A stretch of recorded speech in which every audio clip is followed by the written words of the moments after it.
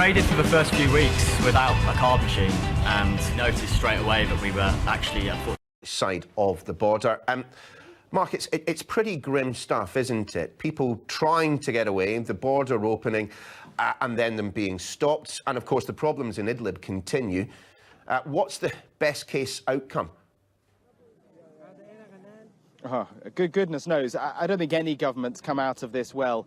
Not the European Union governments, not Greece, from what we saw yesterday with the pushbacks, as they're known, on the Aegean Sea, a migrant boat full of people trying to cross, and rather than being taken ashore and then processed, they were pushed back by the Greek Coast Guard on behalf of the Greek government, which says it simply can't cope with any more migrants. Then when you look at the Turkish side, they say they can't cope with any more migrants as well. They want Europe to do more, which is why they've encouraged the migrants in their thousands here to the western frontier between Turkey and the European Union. This is a group of Afghan migrants we've just met. There are lots of different types of people from different countries here. We're on the riverbank in Erdin town. The border itself, which is closed. The Turkish side is open. The Greek side is closed. Is about 200 meters or so in that direction. We were just talking a few moments ago to the family you can see up on the top there. The man in the green jacket is called Ala Yassin. He and his family are from Hama in Syria. They arrived here, I think they said 6 years ago in Turkey. Now, they tell a very common story here. So that is a family that moved out of Syria because of the Syrian war, which is a decade old now, 6 years ago. They have tried to make a life here in Turkey with limited success. They say he says he can't get a job. His children are in and out of school, but he has tried because the borders to Europe are ostensibly closed. And the only way he could get to Europe before the last few days was by paying smugglers, which he doesn't have any money for that. Now, 3 days ago, things changed because the Turkish authorities announced that their borders were on their side were open. The border guards were standing down, and so he and all the others that you can see right around here have been trying to get across. So regardless of the bigger argument about whether they should or shouldn't be allowed into the European Union, and European leaders have been arguing, and opposition parties have been arguing about that for years and years, the fact is that they have been drawn to this border by a decision made by the Turkish authorities. The Turkish say they had to make that decision because they cannot cope. Remember that Turkey has 5 million or so migrants and refugees already in the country. It's a large country, but it has economic problems of its own. It can't cope. It did a deal with the European Union a few years ago. The EU has not stood up to every part of that deal. And so what Turkey is doing, crude as it might be, is using these people to pressure the EU to meet its part of the deal. The European Union European Commission President Ursula von der Leyen will be on the other side of the border later on this afternoon. Dominic Raab, the British Foreign Secretary, is in Ankara, the Turkish capital, now talking to his Turkish counterpart. So, as I said, no one comes out of this well, and the people in the middle are these migrants who, when you talk to all of them, all they're saying, whether they have left war or whether they've left poverty, they're looking for a better life, and they're not finding it anywhere. Mark, many thanks. Coming up next here on All Out Politics, well, some US politics. Which of these Democratic rivals will be coming out on top?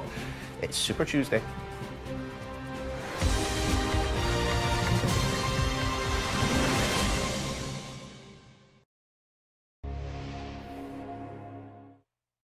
There is a cruelty in what's happening here. These are people who have been encouraged to Turkey's border with Greece, led to believe by the Turkish government that the border to Europe is open.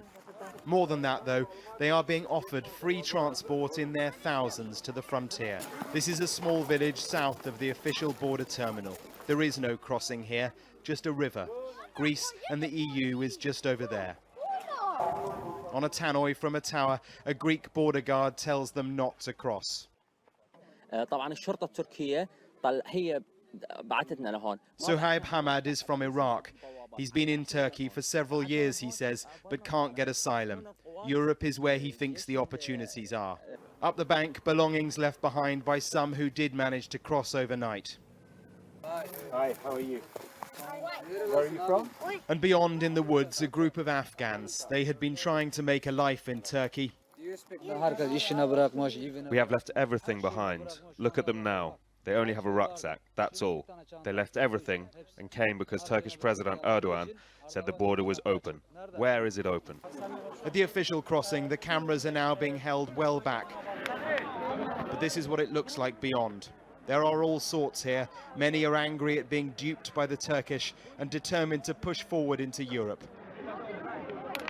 The Turkish government claims that 100,000 people have crossed into Greece in the past 2 days.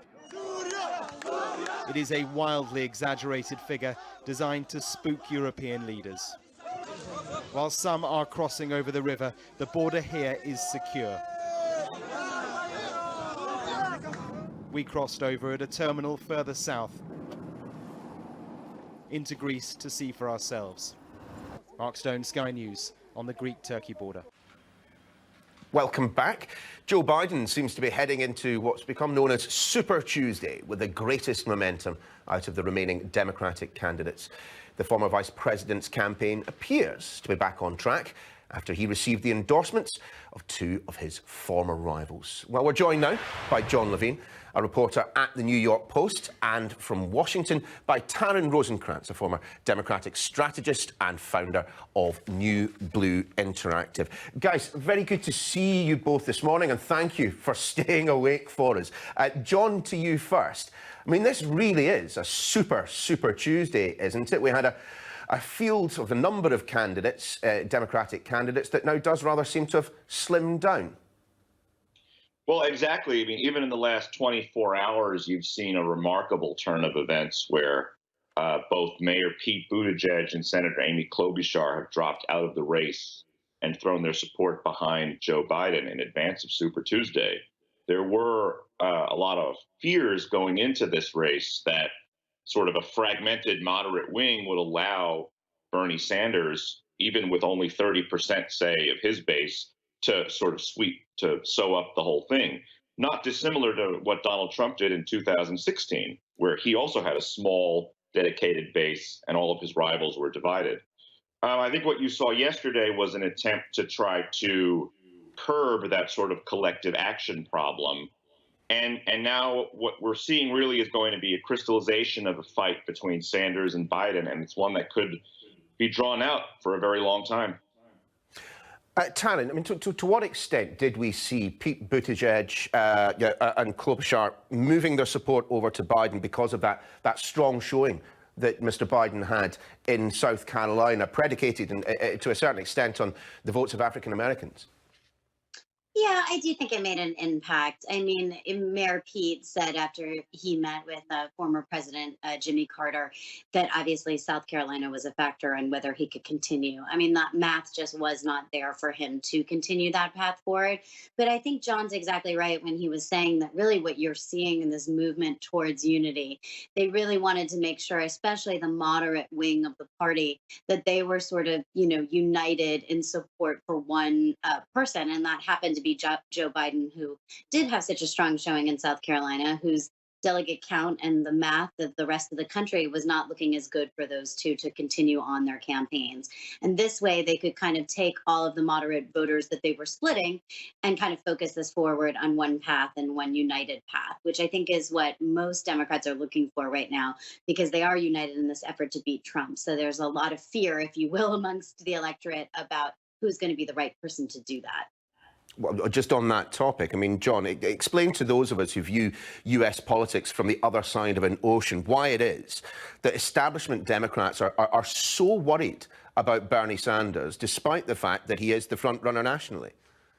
Well, you guys just went through an election where you had your own Bernie Sanders type candidate named Jeremy Corbyn, and you saw how that went for the Labor Party. And, there were a lot of people in labor who could have predicted and who did predict how that was going to go. And it didn't matter. And sort of labor made that decision, and the results are what they are. A lot of the establishment Democrats in our country are very, very worried. They saw what happened to Corbyn. They view Sanders as our Jeremy Corbyn, and they, you know, there's a lot of similar problems that the two have. You know, Bernie Sanders has been hit on issues of anti-Semitism in a very similar way that Corbyn was as well. So I think there's a general fear that if the party throws in behind Sanders, you'll see a Trump reelection bigger than 2016, and possibly even the loss of the House of Representatives, because it will affect the down ballot races. So I think, in a nutshell, I'm just conscious we may well run out of time. But Taryn, a word from you about the man we haven't mentioned thus far, Mayor Bloomberg. I had to double take this morning when I checked the amount of money that he has been spending on advertising. $500 million. That's nearly £400 million. I mean, you could buy a TV network for that amount of money. Yes, I mean, what we're going to want to be looking for today in the results is really that threshold of how many delegates he's able to reach in California. You know, if he can hit that 15% threshold in California and can walk away with some delegates, some of that investment will be a wise one. I mean, he obviously has a lot to catch up on. You know, his debate performance was something that people were not, you know, overly satisfied with. But if he can do well today in a couple of places and kind of get the momentum back, then that money will be an investment well spent. It's hard to tell. This obviously is not a strategy that we have seen work in the past. This was kind of what Rudy Giuliani did. And it was, you know, coming late into the game can usually be something that is a detriment. But we haven't seen this kind of exorbitant amount of spending, except maybe for Tom Steyer, which did not have the kind of impact they wanted to have for him. So we'll see. I mean, it'll certainly be an interesting test for him on this Super Tuesday. I definitely would take a look at California. I would do the same for Elizabeth Warren about the viability of what we're looking for moving forward and how many delegates they get out of California. And if they hit that threshold, both of them are polling within a certain percentage points of that threshold. So it's what to look for today. I think if you're going to see if it really does come down after today to just the two-person fight, it will really depend on California. So that's what we're going to be looking at here. A busy day ahead for both of you. I'm afraid we're going to have to leave it there. John Levine from the New York Post, Taryn Rosenkrantz, former Democratic strategist. Thanks very much indeed.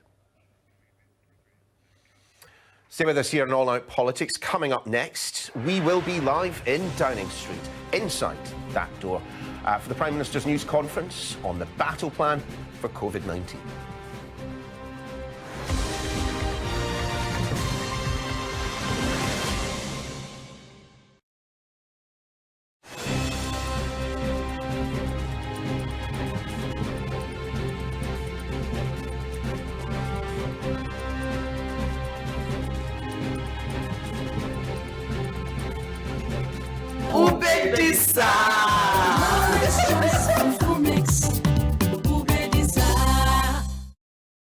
Mama's Choice Fufu Mix. Mama's Choice is the best kept fufu secret in Ghana. It's made with all natural ingredients and vitamins and minerals are added to it. A fearful for pepe, people love it. For the and one Mama's Choice. A fearful for pepe. Charlie, where the air fast? Me want for the men walk. Fufu na air they say. Mama's Choice. Ube disa. Mama's Choice Fufu Mix. Mama's Choice Fufu Mix. Mama's Choice is the best kept fufu secret in Ghana. It's made with all natural ingredients and vitamins and minerals are added to it. A fearful for pepe, people love it. For the and one Mama's Choice. A fearful for pepe. Charlie, where the air fast? Me want for the men walk. Fufu na air they say. Mama's Choice. Ube disa. Mama's Choice Fufu Mix. Fairfield Concert Hall, Croydon, Saturday the 21st of March. That's Fairfield Concert Hall, Park Lane, Croydon, CR9. Doors open at 9:30 a.m. for a 10 a.m. start. Register free at ladytoLadyGlobal.org or call 020 3983 9394. Ladies, the Global Lady to Lady Conference is back. And when ladies gather together, changes happen. The Global Lady to Lady Conference is live in London at Fairfield Concert Hall, Croydon, Saturday the 21st of March. That's Fairfield Concert Hall, Park Lane, Croydon, CR9. Doors open at 9:30 a.m. for a 10 a.m. start. Register free at ladytoladyglobal.org or call 020 3983 9394. Ladies, the Global Lady to Lady Conference is back. And when ladies gather together, changes happen. The Global Lady to Lady Conference on your smartphone. This is Starr Radio UK. 10, 9, 8, 7, 6, 5, 4, 3, 2, 1. Though your heart is aching, smile even though it's breaking. When there are clouds in the sky, you get by. If you smile through your fear and sorrow, smile and maybe tomorrow you find that life is still worthwhile. If you just smile. Hey, this is Archie, and you are listening to Starr Radio UK and the Morning Show.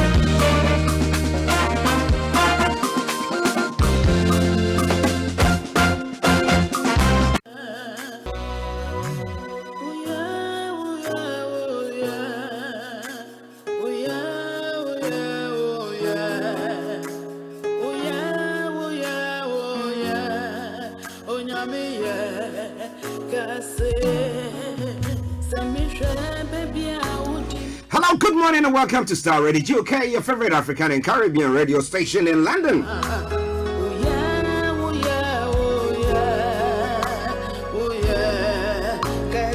Today is Tuesday, the 3rd day of March, the year 2020. 0303-2020. Maybe it's a different permutation this time around, you know. But wherever you are, good morning, good afternoon, good evening, good dawn to you. And once again, let me say welcome, welcome, welcome to the program.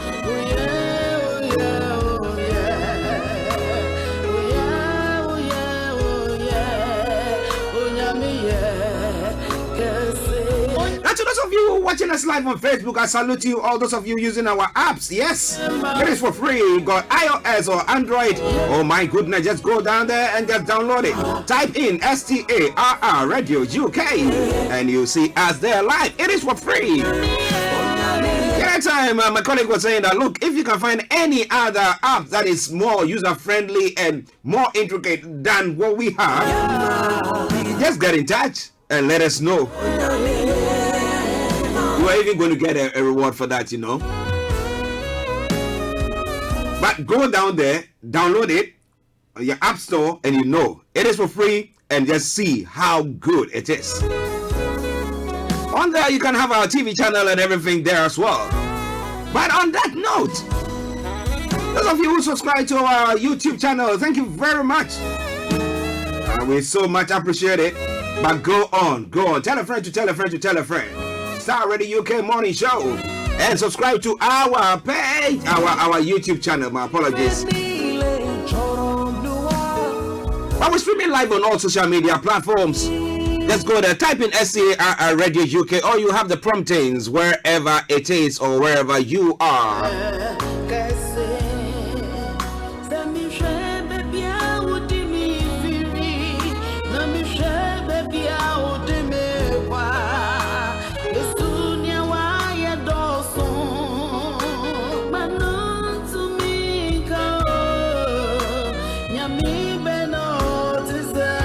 Morning to my colleague and co-presenter, Mr. Frank David, Mr. Lime, Kweki, wherever you are, morning to you.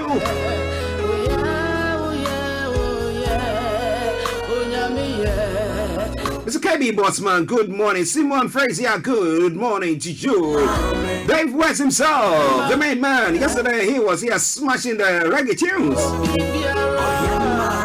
where the new and the old meets. It becomes conscious reggae. Yes, Dave, good morning, and morning to Jenny as well. I'm saying morning to Regina, Empress Regina. Lady C, hey, how are you doing?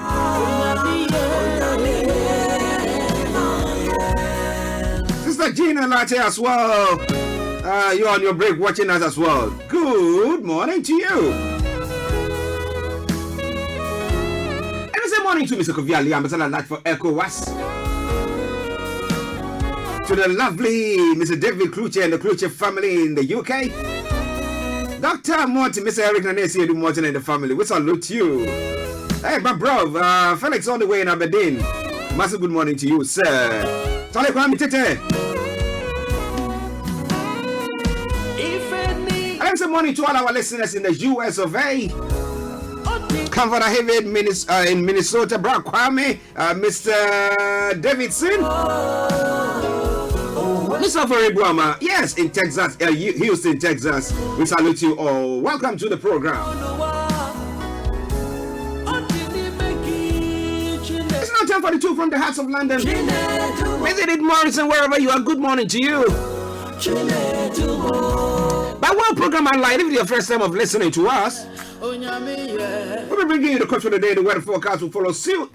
And then we'll bring you the travel updates after that. We go on to bring you all the news that is happening across the globe. But normally we start from Nigeria. We'll bring you updates from there.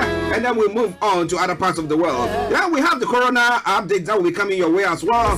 My colleague and co-presenter, Mr. Frank Davis, doing all his research to tell you exactly what is happening when it comes to the updates. The rate of increment or increase, whatever you want to call it. We'll be having a look at that. The mayor says that he wouldn't want to shake hands with anybody, but he wouldn't want to stop anybody from shaking hands with other people. All I have to do is make sure that you wash your hands barely every 2 hours. Well, 10:43 the time. Let me say morning to Reverend Dr. Francis Okonunu and Mama Eugenia Nunu of River City Church. I salute you all.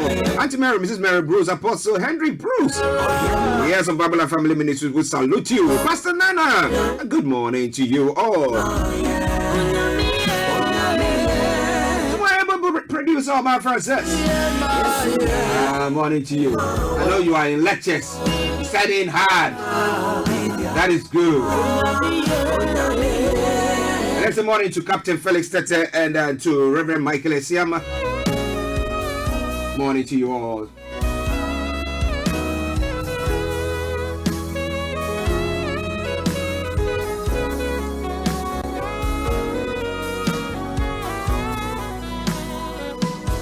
Okay, before I go on, breaking news coming through. As I mentioned, Frank Davis will be telling you, giving you the update from coronavirus. But there's a breaking news coming through. And it says that up to a fifth of UK workforce could be off sick at the peak of a coronavirus epidemic, says government, as it outlines plans for tackling its spread. Well, we'll be telling you more about it in a jiffy. But wherever you are, it is Starr Radio UK. Share the page with your friends and loved ones and invite them to like our pages if you're on the Facebook. Reverend Emmanuel Chidi, good morning.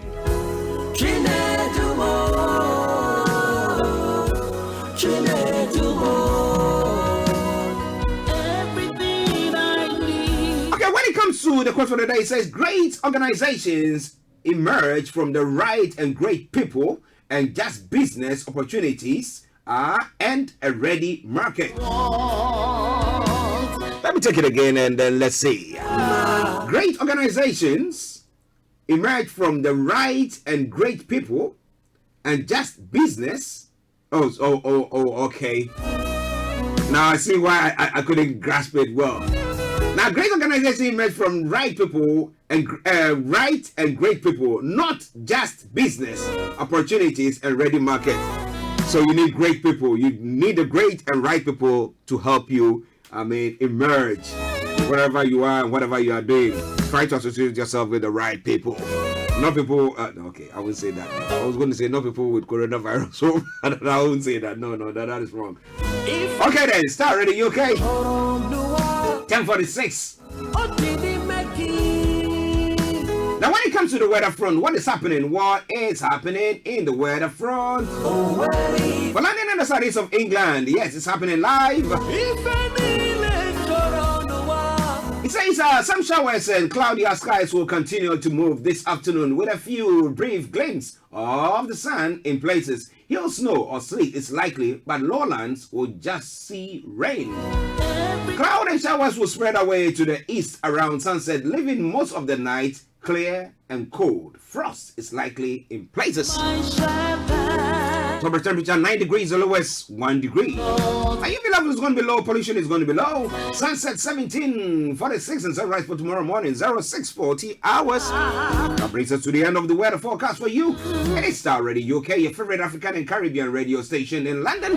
Let me take you straight to the roads and let me tell you what is happening on your roads, on your travel this morning. It is Starr Radio UK. This is Starr Radio UK. Check it out.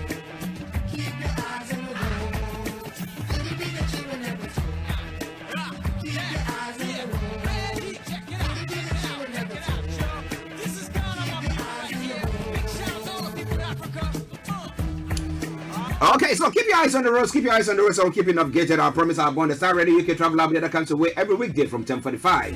It's now 10:47, let's move on.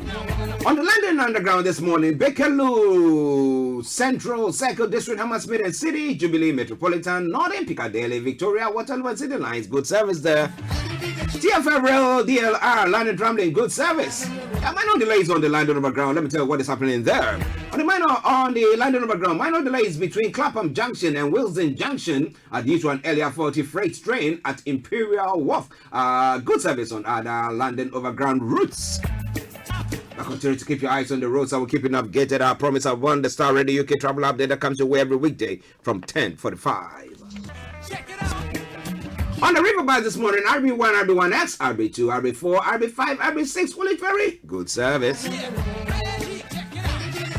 Now moving on to the National Rail this morning, what is happening there? A few incidents here and there. The cross country has got minor delays. First Trans, Pennine Express, minor delays. Great Western Railway, minor delays. Great Anglia, minor delays. London Northeastern Railway, minor delays. Northern Rail, minor delays. Scott Rail, severe delays. Southeastern, minor delays. Southern, severe delays. Thameslink, severe delays. Now, if you are traveling on any of the above means that I've mentioned, then please check before you leave. Starr Radio UK. Now moving on to the major roads in London. Few incidents here and there as well. On A10 there are closures, A21 closures, A4 closures, Central London Red Routes closures, A2 serious delays, A3 serious delays, A40 serious delays, A41 serious delays, Blackwater Tunnel serious delays, North Circular A406 serious delays, South Circular A205 serious delays there as well. And as I will always say, well. Good morning, good afternoon, good evening, good dawn to you. Enjoy your commute for today, but you know what? Continue to keep those eyes on the road.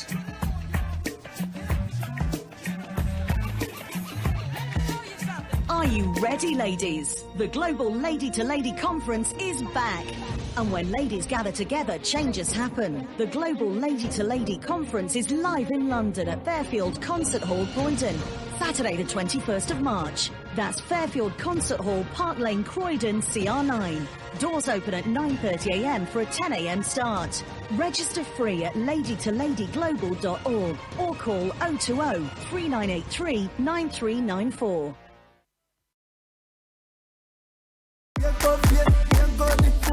Hello, good people. I'm back again, and this time it's about Mama's Choice Fufu Mix. It comes in 2 flavors, and it contains essential minerals and vitamins. It's gluten-free. You can grab one from the nearest Afro-Caribbean shop or the corner shop next to you. Insist it's Mama's Choice. It's certified by both the US and the UK Food Standard Boards.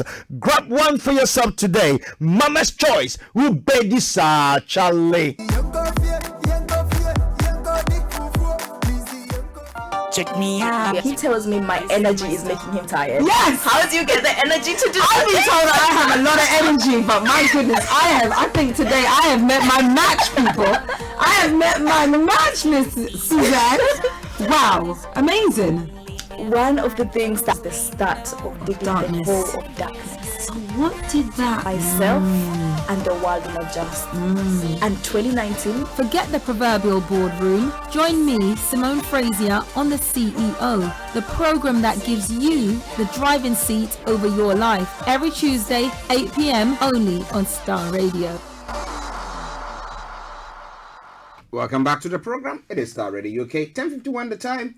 And it is a Tuesday edition of the morning show. With me in the studio is my colleague and co-presenter, Mr. Frank Davids. Let me go to him and let's see how he is doing. Frank, good morning. Actually, very good morning to our listeners, wherever they might be. President Kofi Ali, I hope my voice today is better. It's been a tiring morning. We started it early. We started it early, but it's good. We're good. One, the most important thing, we are here. Corona has not actually come near our dwelling. Not at all. The flu that came trying to disturb our ears into the camera. And that one is gone. So you know what I took? Someone recommended something for me. Lime and garlic. Yeah, I had that garlic, but I blend garlic. And actually use it, put a bit of lime in it. I mean chopped lime, put it in it, and it's like water. So that's what I was drinking. Okay. It did work. Oh, okay. Interesting. It did work. Interesting. It did work to the glory of garlic. We are here strong. Strong and stable. Yeah. Strong and stable. Well. Okay.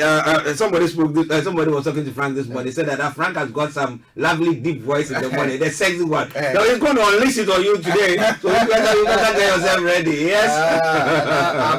I'm fine tuning it with hot water. So before we start properly, my voice would have been a bit of yeah. Yes. Juice in the voice, don't you worry. Wow, listeners, Starr Radio UK. We're going to bring you our first carefully selected choice of song, and after that we will come your way with all the necessary news that you need to know. Stay tuned, don't touch the dial. This is from the Better Revival Choir, and it says it's what do you call it? Agbaja medley. Yes, this morning. Interestingly, when I was coming, yes, that's what I was playing. You see, you know, that's what I was playing the car. So, you know. Okay, so enjoy it. We'll be back with you. Stay tuned. Don't touch the dial.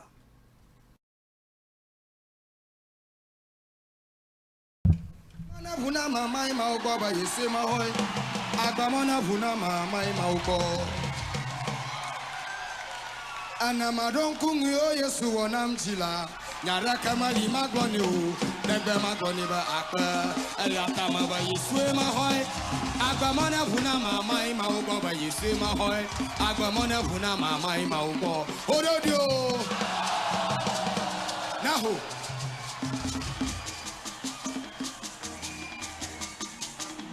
Nahu.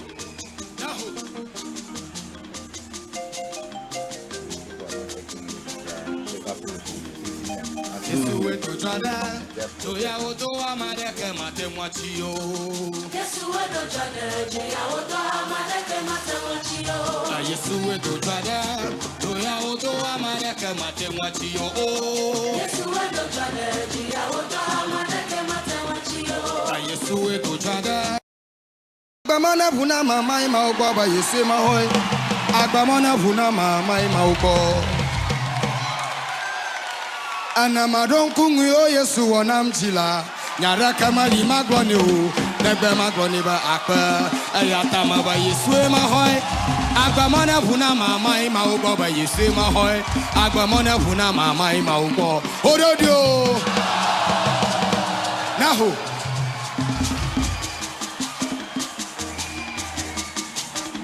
naho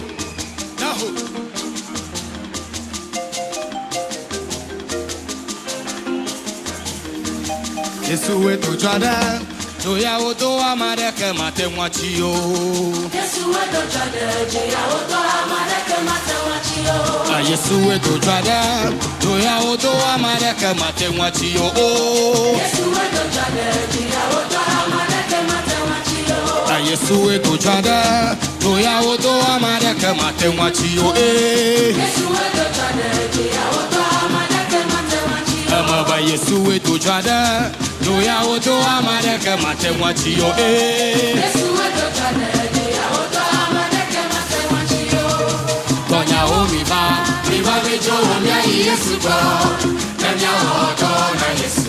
Chikadeke machomya po, pauba tuadwa daonya. Ala rusiklanya, ala muhamadeke mapona siro. Ayoto tanoka, akajipesa sawo kujukuju. Yatami kafuma udetae. Yesu wetu jana, toya oto amadeke matemwachio. Tonya umiva, miva mijo omya Yesu go. Tonya oto na Yesu. Chikadeke machomya po, pauba tuadwa daonya. Ala rusiklanya, ala muhamadeke mapona siro. Ayoto tanoka, akajipesa sawo kujukuju. Yatami kafuma udetae. Yesu wetu jana, toya oto amadeke matemwachio. Ododio.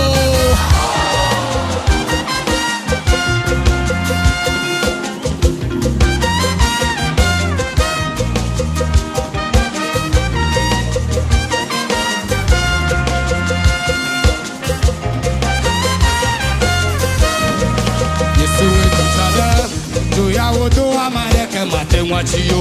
Yesu wetu jana, toya oto amadeke matemwachio. Baba Yesu wetu jana, toya oto amadeke matemwachio. Yesu wetu jana, toya oto amadeke matemwachio. Tonya umiba, miba mijo omya Yesu go. Tonya oto na Yesu. Chikadeke machomya po, pauba tuadwa daonya. Ala rusiklanya, ala muhamadeke mapona siro. Ayoto tanoka, akajipesa sawo kujukuju. Yatami kafuma udetae. Yesu wetu jana,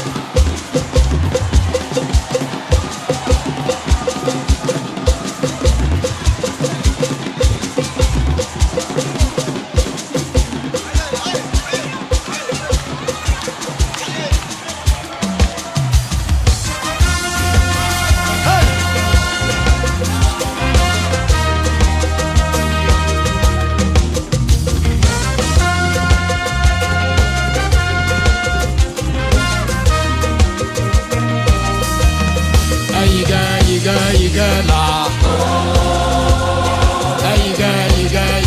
La. Midojira yesamulo, yesakuiga. Midojira yesamulo, yesakuiga. Yesukuiga. Midojira yesamulo. Aiga la. Aiga la. Midojira yesamulo, yesakuiga. Midojira yesamulo, yesakuiga. Yesukuiga la. Midojira yesamulo. Amaba midojira yesamulo, yesakuiga. Midojira yesamulo, yesakuiga. Yesukuiga la. Midojira yesamulo. Amaba midojira yesamulo, yesakuiga. Midojira yesamulo, yesakuiga. Yesukuiga la. Midojira yesamulo. On est Dio. Enfin Dio Milia.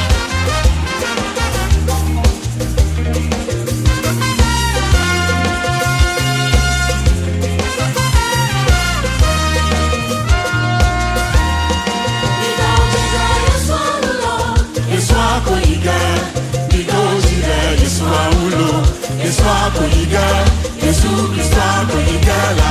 Oh, midojira yesamulo. Akaya manua de kamene tonyo. Akaya manua de kamene tonyo.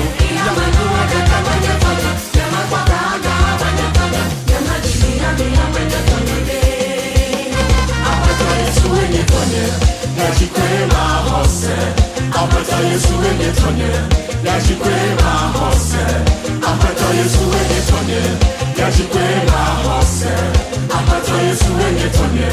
Yajikwema hose.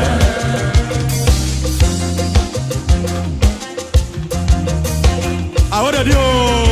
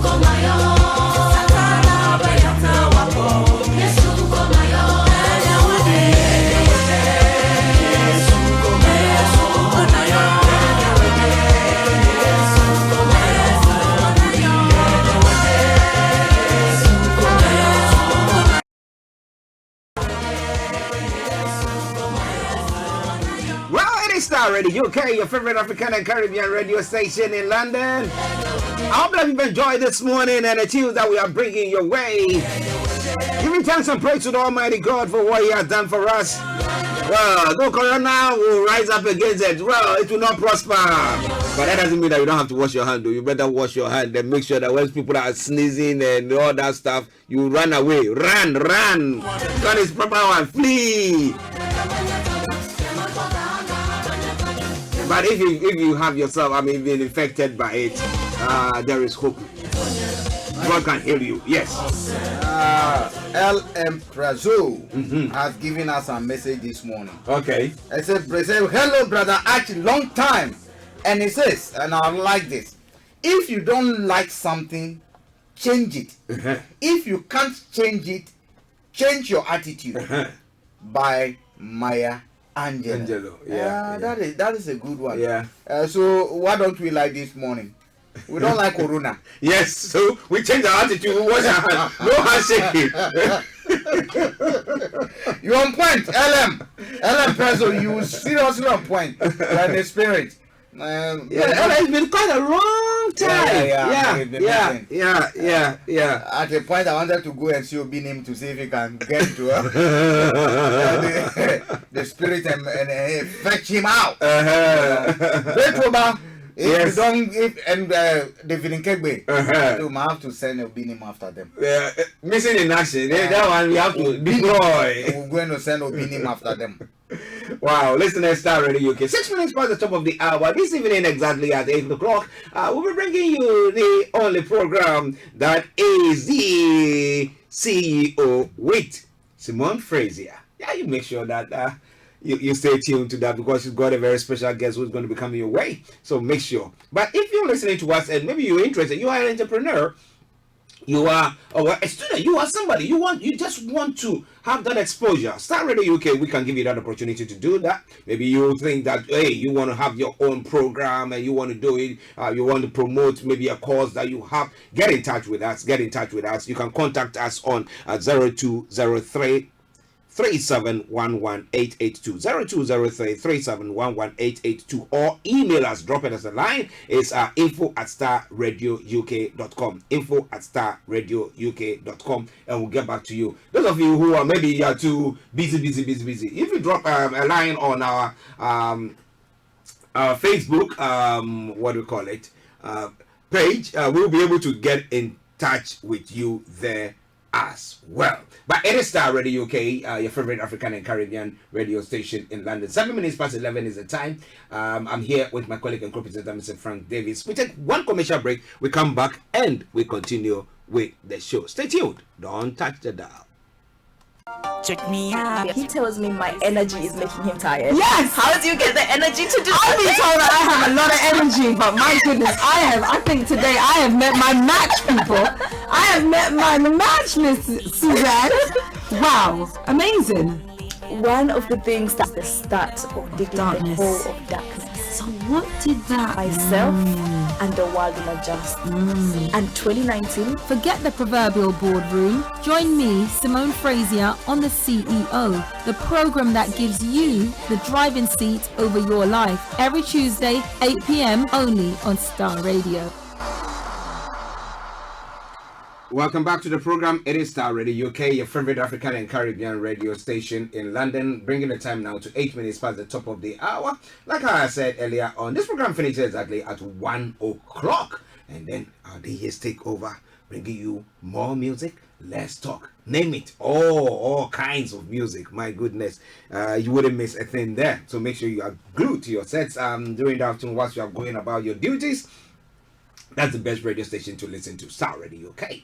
Now let's move on to some of the stories making the rounds. We'll capture it from the UK front and then go down to other parts of the world. But information coming through: coronavirus, up to 1/5 of UK workers off sick at same time. It says that up to 1/5 of the workforce may be off sick during the peak of a coronavirus epidemic in the UK, the government says in its latest plans. Now, police may need to focus on only responding to the most serious crimes and maintaining public order if the virus spreads. Now, the military could also provide support to emergency services if needed. Other possible measures include school closures, reducing social gatherings, and working from home. Now, some non-urgent hospital care may be delayed to focus on threatening coronavirus patients, while recently retired doctors and nurses may be called back to work. It comes after Prime Minister Boris Johnson warned on Monday there could be significant expansion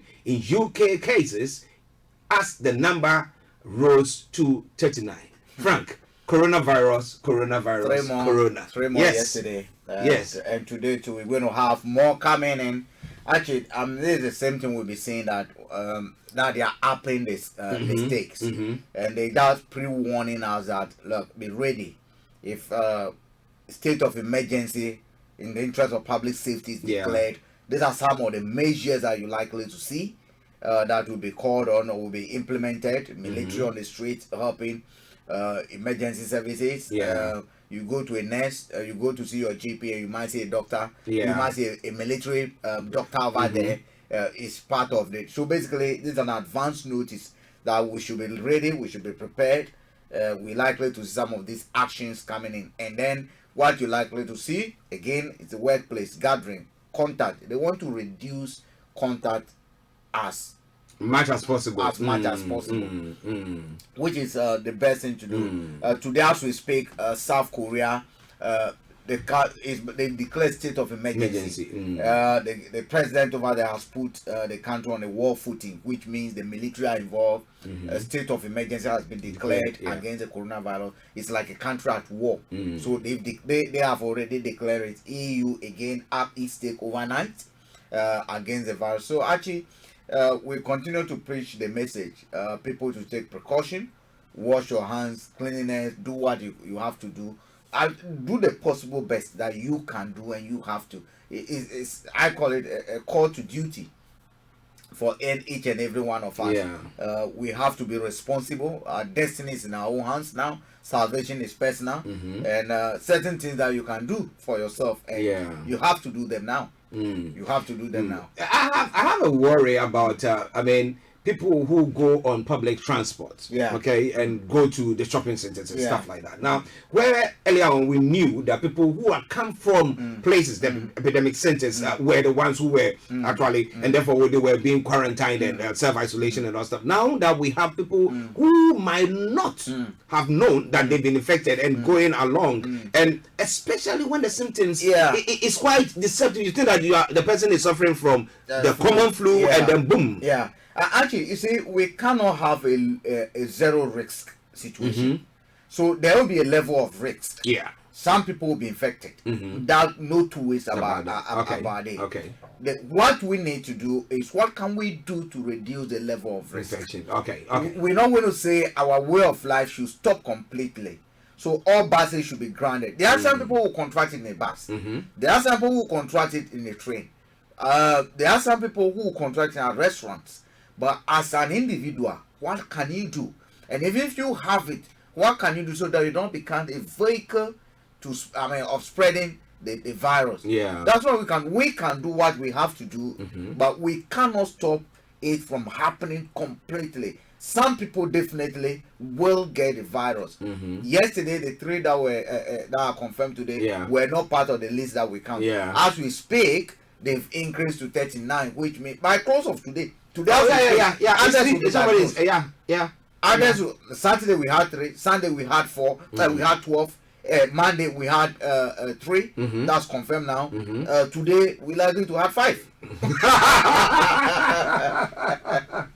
I think we can't be predicting. So actually, the we cannot have a zero. Risks. There might be some risks anyway. Avose Emmanuel Wesu.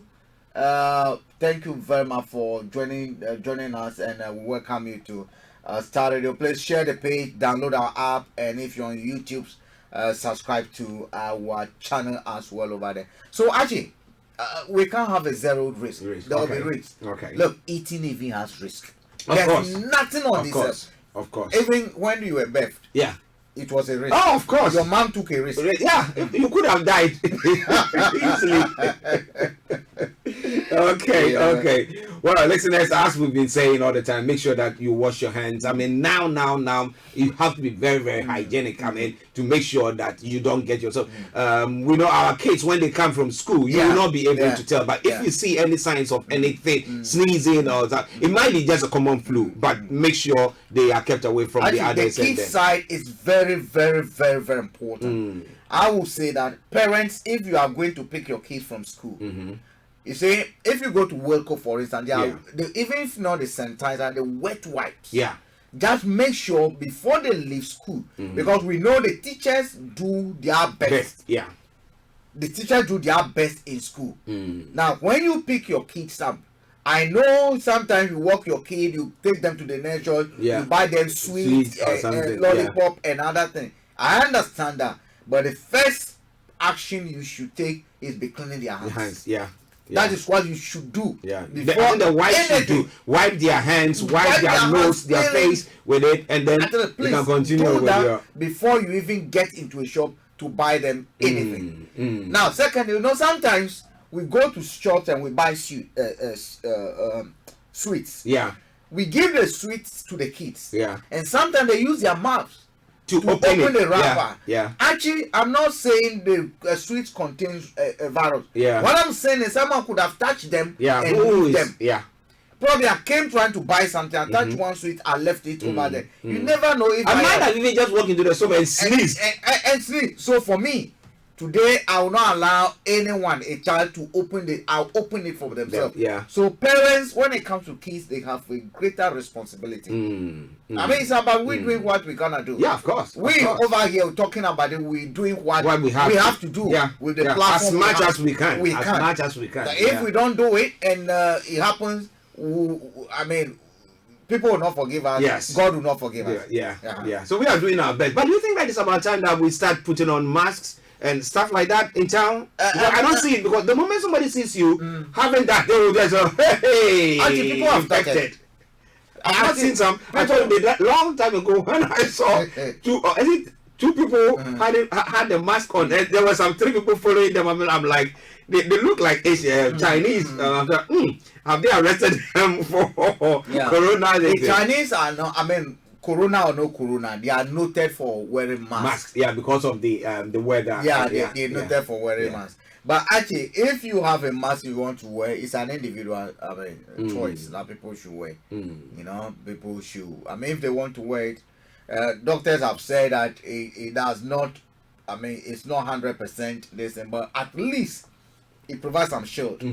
So if you have it, wear it. And they say when you got facial hair too, and it's too much, you put the mask there, they can just penetrate through that side. So almost of you have to shave it nicely. No, my dear, this is an attack on mustache.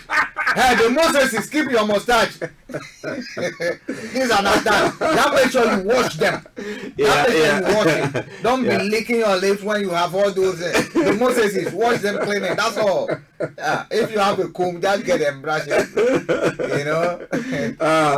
Well, listen, it is Starr Radio UK, your favorite African and Caribbean radio station in London. Let me say good morning also to Sahid Khan, Abdullah Muhammad, Asmat Ula, and Isra Ali. Wherever you are, good morning to you. Thank you very much for liking our pages as well. If you're also listening to us or watching us, share the page with your friends and loved ones. Even if you go on our apps, you are able to share the app with your friends and loved ones as well. It gives you the prompting to do that. So do that and be an ambassador for Starr Radio UK. Let's continue with the other stories making the rounds in the UK. But at 12 o'clock, we'll open the lines for you to add your voice to the discussion wherever you are. So we can then wrap up the corona update? Yes. So that we move to other stories. Okay. Let's say the global update for corona, what is happening to it. We know, actually, as we speak, that China is actually the rate of infection is actually slowing down. South Korea rate of infection is actually increasing. We know Italy too is a bit of a stabilized situation according to the report. How I recovered from what they call it, corona. That's one interesting one. There's someone who actually had corona, and let's say what is it.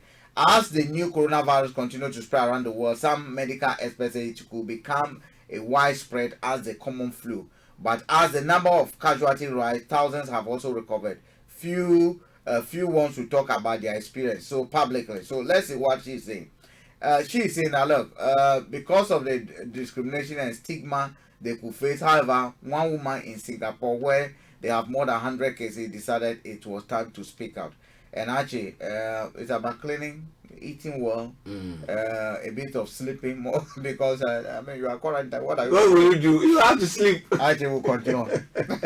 Well, listen to Starr Radio UK, your favorite African and Caribbean radio station in London. 20 minutes after 11 the time. The Tuesday edition of the morning show.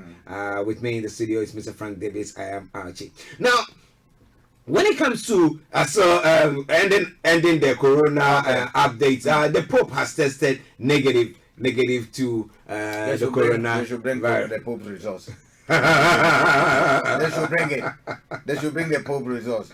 The Pope was checking people in Italy when they're playing corona symptoms and they are telling us Pope has turned negative. They should bring the Pope results. Well, he said we have to bring the Pope results. Morocco has also reported becoming the 6th African country to also report of coronavirus. The coronavirus confirmed in a Chinese city.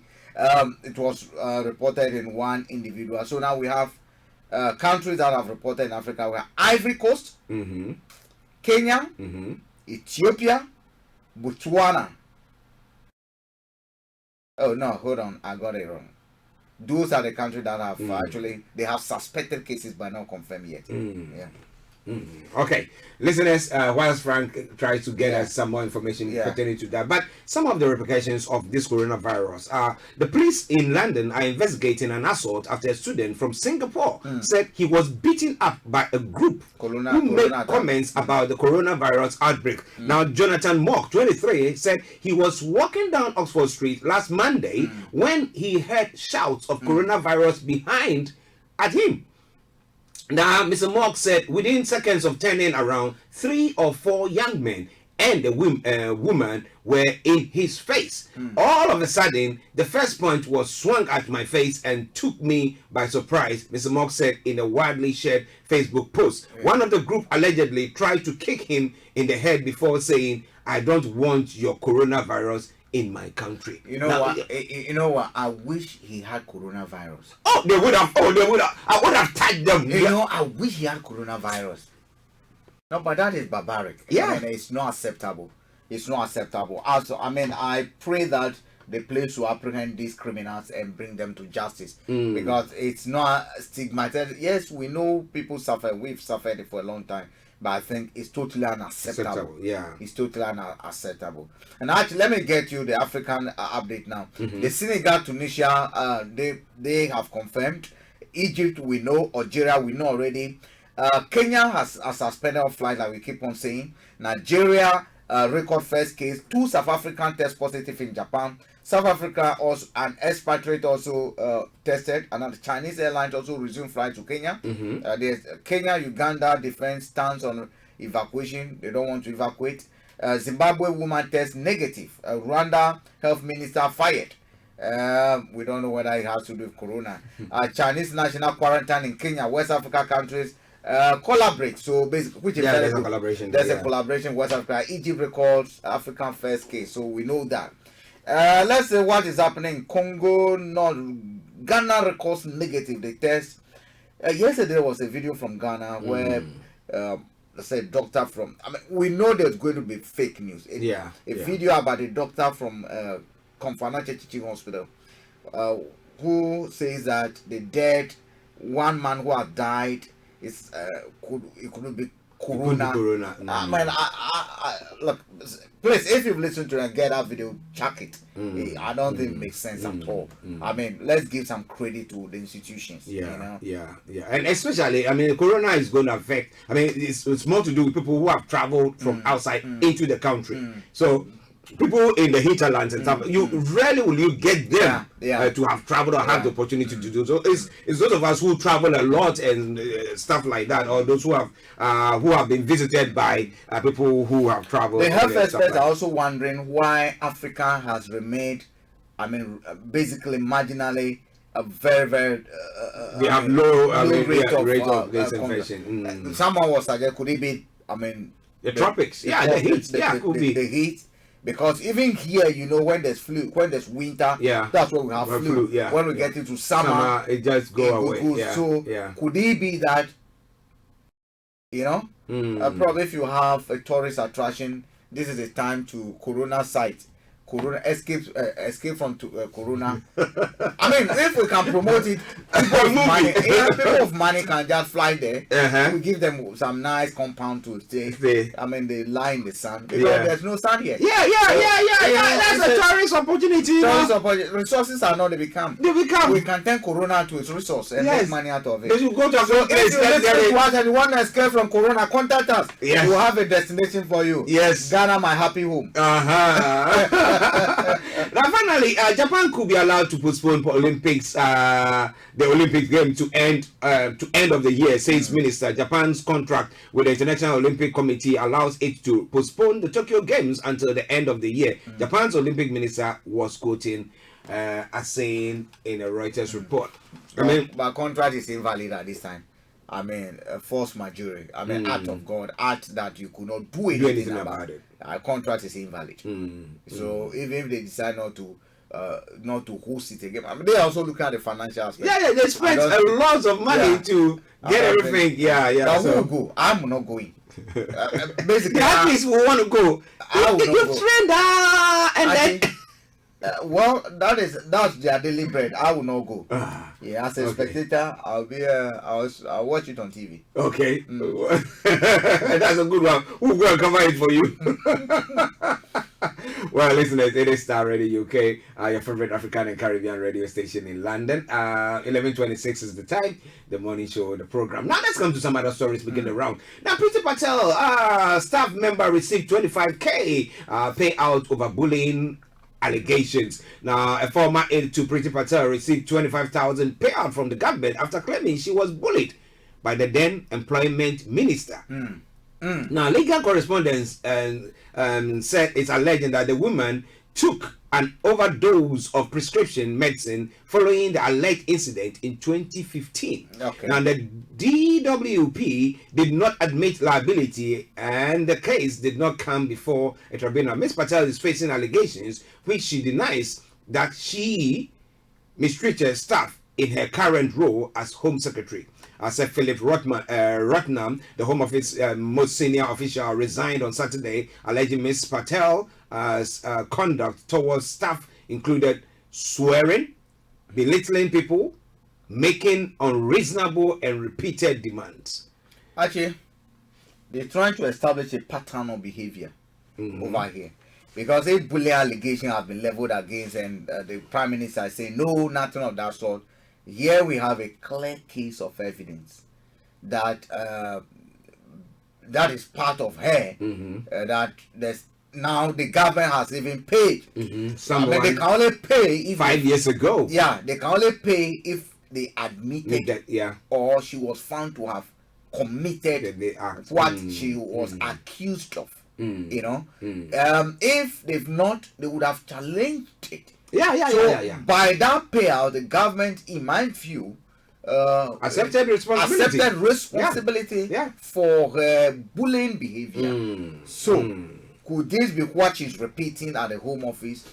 I don't think all the workers. It's just like a driver who goes coming, everyone knocking them. They come by and say, today when I was driving, look, people have been driving very bad. People have been driving very bad. This person knocked my to the right of my car. Another person the back. Another person. The best person you have today is call the driver to the side and say, re-examine yourself. Who is the common denominator there? That is it. So we need to look at Priti Patel. Could it be that she's pushing through some changes? And do not forget, at the time she was appointed the employment minister to, again, we look at very turbulent situations. Very, I mean, turbulent situations. There's the change of government, I mean, change of prime minister. We then have a bit of people who were shifting. The former minister over there, Alon Shamak, he's a very fine gentleman, also from an African India background. I mean, the MP for Reading area. I don't think his secretary Sama will ever one of the finest gentlemen you will meet. But if Priti is being accused of this, I mean, actually, all the people around cannot be crazy. Okay. We might have to speak to even the husband. Yeah. Charity begins at home. Yeah, So, we might have to speak to the husband. But I hope that it's not true. I mean, there are some people who because the want the work done are quite demanding, and they will be saying, have you done that? Have you done that? Making sure that you step up to the podium. But well, whatever it is, the investigation have been set to see to this alleged bullying allegations. So we'll see what happens from there. It is Starr Radio UK, your favorite African and Caribbean radio station in London. 11:30 the time. Yes. Now let's come to the Labour contest. The Labour Party braced for losses in May's council election. We know that there's going to be a council election in May, but the contest itself. Now the challenge facing Labour's next leader has been laid bare by internal research suggesting that the party is facing one of its worst results in recent history in May's local election. Now, an internal party document passed to the BBC says it should brace itself for the loss of councils, including Plymouth, Amber Valley, and Harlow. In a worst-case scenario, Labour risks losing 315 seats and control of historic strongholds such as Sheffield. Now, you remember that when we went for this election, we were saying that because of the stance when it comes to the Brexit, that is why people move to the Conservative side. Yeah. But this time, that is not the issue on the table. Yeah. We know, by that time we will have Jeremy Corbyn gone, because I think next month we will have the new the new leader who most are saying that it's going to be what do you call him? Is it Kema? I've forgotten the name again. Yes, Sir Keir Starmer. Okay, that he's going to be the one who most likely to lead them. But they're saying that Labour is going to lose seats to that number. I mean, well, it's a button that is being reset, but I do not see. I don't know. I might get it wrong, but I don't see it happening that way, because if you look at the factors that led to them losing, miserably in the general election, I pin it down to three factors. One, internal division was too much. Yeah.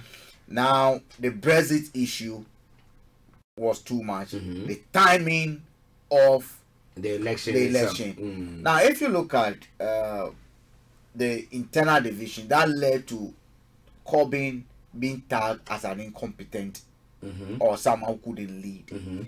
Actually, when a fresh leader or a leader is elected, and you had people, the likes of Chuku Uma,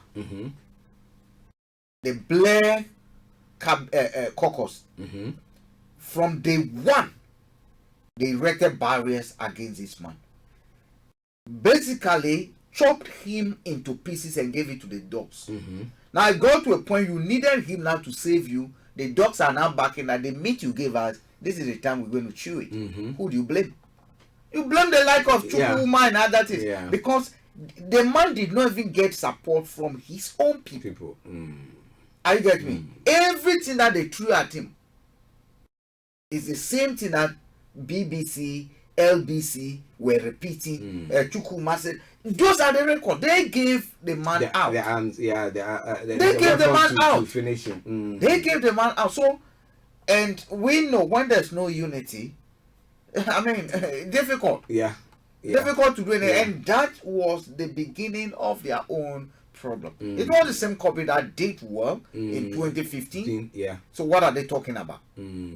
So for me, I do have a bit of difficulty about that conclusion that they tried. I also believe that in the May election, we're going to have a bit of a renewed energy when the new leader is installed. So basically, it will be a bit of a process of recovery. A process of recovery. Now, the other thing we're going to also look at, the promises that Boris has made, let's get it done. That is done. Has it changed anything in the lives of people? These individuals? Somebody say not yet. In the households. Are you getting me? Actually, interestingly, I got a letter again from Cooperative yesterday They said savings account, the accounting interest rate from 0.25 to what? To 0.019. No, 0.09. So interest rates, if you're a saver, just going down from 0.25 annum. So if you put £100 in cooperative savings account, at the end of the year, what you were going to get was less than £1. Yeah. Okay. You get 25p. You get 25p. They've cut that to what, 9p? To what 9p? 0.09. 0.09. So I don't know what it is. Calculate it. So the elderly who rely on their pension are going to start feeling it. Are you getting me? They're going to start feeling it. Are you getting me? Gas and electricity. Okay. That one is up. I received a letter again from Enfield Council. Now beans collection is now being rationed. They collect and recycle this week. Next week they collect the other waste. Yeah. So basically, what used to be weekly is now bi-weekly. They even give you a timetable. Yeah, we have that. We have that. So okay. This week they come and take. I think. All right. Okay. Then next week come and take. So we have you have a family of 6, 7. Let them fill their bill. Let them start stinking within that area. Yeah. Then we'll see whether Boris is believing on the household. Actually, let's proceed. Well, listen, I'm just trying to bring you, the practical reality. The reality. That's what we feel. You know. But who do you think amongst the three? Though people have been.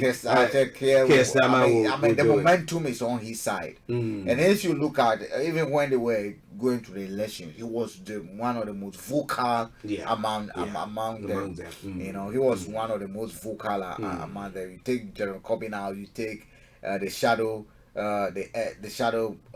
chancellor out. He was one figurehead that was pushing the corner of Labour Party. So basically, someone that people also identify. Manjira sitting man a long time. Abuaji, how are you doing? Long time, man. Let's see. Man like G. But do you think that maybe it was about time when Labour had a woman leader, because they've not had that. Considering they had it twice. So maybe I like having a woman because I think women are better managers. I've always said women are better managers than men. You have to say some women. Some are cuckoos. Is that like the way some men are cuckoos? Of course. But on the whole, women are. But if you get Nigerian former oil minister as a woman, that one, as a leader, that one you are finished. Those I said that man, that woman is a man woman. That woman is a man woman. Actually, I do not subscribe to this that we should give it to a woman because we've never had a woman.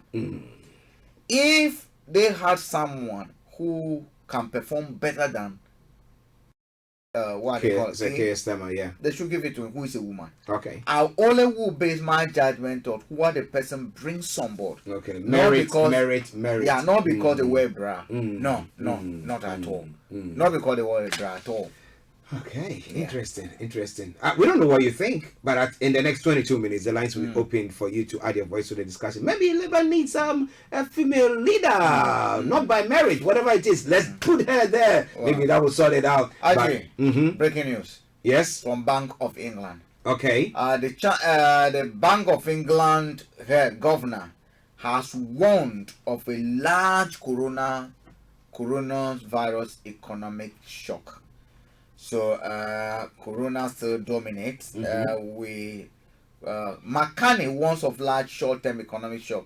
Bank of England Governor McCartney has warned that coronavirus could produce a large but ultimately temporary shock to the economy. It is beyond the containment phase. So it's gone beyond containment phase. That's why it's saying so the bank now it's gone beyond the containment phase. Mr. Carney told the Common Treasury Committee before adding the economic effects could last up to 6 months. However, he said the bank was ready to help businesses and households adjust to the impact of deadly virus. And he said the prospects are we will have disruption, not distraction. Okay. Actually, The influential bank forecast growth rate has been reduced to 2.4 instead of 2.9. So that's what we do have now. So economic shock coming, which means if you have money, good time to buy mortgage. Those on variable rate are no problem. Thursday they will talk about it. It is a time to up your payment. Especially if you're on what they call it, payment only plan, interest only plan. This is the time you should add a bit. Because if you're on variable rates, what is going to happen is that there's going to be a drop in the amount of money the banks will need from you. And if I were you, what I'll do, I'll maintain that payment outgoing so that the excess goes to pay out the capital. But anyway, Thursday, join the property hour. Yes, they'll tell you more about that. Starr Radio UK, your favorite African and Caribbean radio station in London. It is a Thursday edition of the morning show. Now moving on to other parts of the world. So Corona making the headlines there, but China orders travelers quarantined amid outbreak. Now China fears the virus might be imported back into the country as numbers of infections fall. So they are now saying if you fly into their country, they quarantine you. Yes, I agree with them. You were the ones who brought it. Again. You can come in and get infected and you give us another health problem. So basically, if you don't have it already, probably they will prevent you from going to certain areas. But again, we know Vietnam also has cases, so who knows where they are coming from? Yeah. And in China today, there's noise out there that they don't believe the virus came from where they say there've been some going on, rumors going on. It's a biological this and that they're fighting. But hey, that is for them.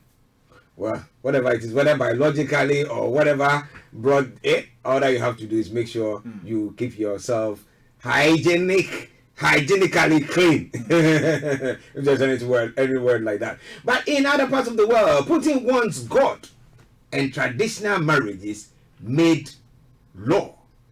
And I picked this story up because it's Russia are said to be like anti-Christian. I don't know. They are they pro or they have the Orthodox Church. I know that they have the Orthodox. They morph like the way you have Egypt Orthodox. They morph traditional setting. They believe that too much Pentecostal and all these things. Where people go their own way. We're doing all this charismatic stuff. Now we have anointing. Will be made specially for coronavirus. That will not happen in Russia. That wouldn't happen. Why hasn't Pentecost? Why hasn't Anglican churches, Methodist churches? But you hear from only Ubinim. And very soon, Obofo is going to follow. Yes. Abruka follow. What do you call it? All those Kumasi based Pastor Katachi and others. They won't going to follow. Opambo, Prophet One, Prophet Satan, and all those. Prophet Satan. If you can give yourself those names that they give them, are they not satanic? So actually, they don't. They have their traditional church, which is it's one of the countries that have a state church. Like in the UK, where we have the have Church of England. You go to Egypt, you have a state church. Even Germany, they do. Ghana, we don't. Although we are building a cathedral for a non-existing church. So what I think what they are pushing for is toward the gay and the lesbian. Okay. They are very, very anti. They are very, very, very anti. So the signal here is to say that look, if you are a lesbian again, you think you are coming to do your civil partnership or whatever here, this to us is nonsense. Don't come close. That's exactly what they are doing. Okay. So a bit of information there. Russian President Vladimir Putin wants marriage to be defined as the union of a man and a woman in a revised constitution, ruling out gay marriages. That's as Frank has said. So that's it. It is among several constitutional amendments proposed by Mr. Putin, which are set to be put to a public vote. Now, critics say the proposals as a move. They see the proposal as a move by Mr. Putin to keep a hold on power after his presidential term ends in 2024. The package includes a proclamation of a Russian's faith in God and a ban on giving away any Russian territory. A territorial amendment will strengthen Russia's hold on Crimea, Ukrainian region it annexed in 2014, and the Kuril Island disputed with Japan since World War II, according to Vladimir Mashkov, a renowned actor director involved in drafting the new constitution. As to whether it's going to pass, it's another thing. But it will pass. Actually, it will pass. Majority of them will be in favor of and it. the other thing that you're looking at is that where they take into America model. I mean. A bit the American evangelical model. More conservative. Conservative. If you look at the Declaration of American Independence, even if you look at their money, in God we trust. God we trust. That's exactly what they're trying. I mean, he's trying to do over here. You know. Well, maybe God will help them. Who knows? Okay, so let's go to God's city. Now, Israel election, Netanyahu claims biggest win amid vote count. Now, Prime Minister Benjamin Netanyahu has claimed victory in Israel's general election with partial results, putting him ahead of main rival Benny Gantz. Now, exit polls suggest his right-wing bloc is on course to win 59 seats to become the biggest group, but will still be short of a majority by 2 seats. Nevertheless, Mr. Netanyahu declared the outcome the biggest win of my life. Monday's election was Israel's third in less than a year after neither leader was able to form a government. I mean, when we talk about a country where they go for elections, basa, it's like Israel and Italy. I like elections like no man. I like their democracy. I like their democracy. It tells you that what do you call it? Democracy is working. It tells you that democracy is working. If what do you call it? What they are doing it's not working, they try to find a way. We're going for collusion. Let's go for this. Okay. Like you know, he was facing some corruption charges there as well. People were expecting that to affect his chances, but it's turned out that. And you know what has helped him is Trump. That declaration, the Jerusalem as the capital, and then the settling, the settlers, where they send the settlers going to claim land from the Palestinians. That has helped him because the hardline, what they call Israelis, will go for him. Well, listen to Starr Radio UK. U.S. Democratic presidential candidate Joe Biden has picked up 3 endorsements from the former rivals on the eve of the most important day in the 2020 White House race so far. What did they call it? They call it whatever, Super Tuesday. Ami Klobuchar, Peter Buttigieg, let me just massacre their names and go, and Beto O'Rourke all campaign with the former U.S. Vice President in Dallas, Texas. Well, so they've put their support behind him. But do you think that is going to make him win? Because it looks like our main man, what do you call him, is in the lead. The left wing, Joe Biden, Sanders. Actually, Super Tuesday is coming. Let's see what happens. Today, so we'll see by tomorrow. We'll know what has happened. See what happens. But Joe Biden looks more of what has been affecting Joe Biden is he's more of toward the center left. He's more toward the center left. When what do you call it? Our old man is towards the left. So you look at more. You look at more of Corbyn. You look up more of Corbyn in Sanders. Left got more social, more social, radical social policies. And Joe Biden seems to be something like Tony Blair kind of person. That's the person. That's person. Now, if you look at those who are sitting, who are stepping down, they all are towards the right. They are toward the center. Are you getting me? They are toward the center. So their policies are basically almost like you can't see vast contrast between what they are offering, what Joe Biden is offering. What has been helping Joe Biden, his personality. That's why his experience, background, that he's been a vice president before, and that is what has helped him up to this stage. All the other candidates, apart from Sanders, who is toward the left, most of these are towards where he is. So policy wise, there's not much of a difference apart from if policy wise we seems to be or in the same boat, Mm-hmm. Who among us can champion that cause better? So they think. Well, I think it's a strategic decision. I think it's good. Mm-hmm. If they can do it and then get done with it quickly, I think they can move on and then know who their candidate is and then move on to the important thing, campaigning towards what is about to happen November 7th. Okay, November 7th. Then Ghana is what, December 7th. December 7th. A month after the US. Okay, now let's come to the African continent. Starr Radio UK, your favorite African and Caribbean radio station in London. Some of the news making the headlines. Tourists vandalized historic Namibian building. Graffiti was sprayed on the Garub rail station located in the Namibia desert. And more. Sorry, we'll be bringing you a bit of details of that because I will want to find out who the perpetrators are. If they were foreigners who did that, how do we even take that on? I will see. How a top Nigerian bishop got caught up in fake news. Some of the stories making there. He was pilloried after a false story circulated that he had thrown a tantrum at the U.S. consulate.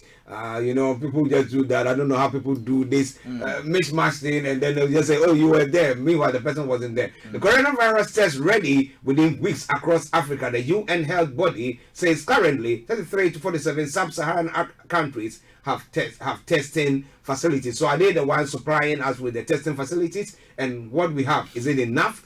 Actually, they have to give you what you're looking for, how the virus is, the DNA of the virus, for you to know that what do you call it? This is the virus, because you might test it and you'll see a virus, you might not even know that. So they have to provide a bit of guidance of the DNA of the virus before you're able to.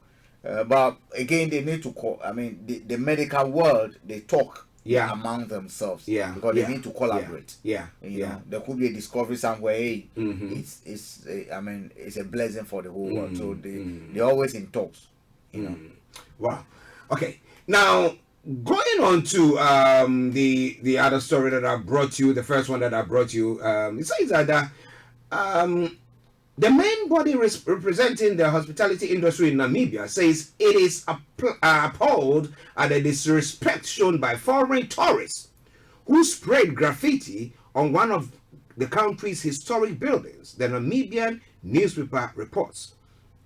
Now, Gita Pitsko said, the CEO of the Hospitality Association of Namibia, told the paper that they discovered the damage on the abandoned Garop rail station located in Namibia, the oldest desert in the world, when images were shared on social media last week. The Garub rail station is a popular sighting spot for wild horses of the Namib, and it's not listed as an official heritage site. So it's not been listed as an official heritage site, but this is one of the world's oldest deserts.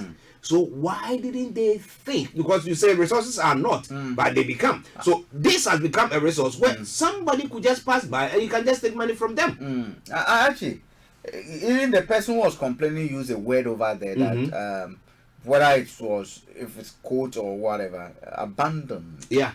So basically they've abandoned it. So why complain?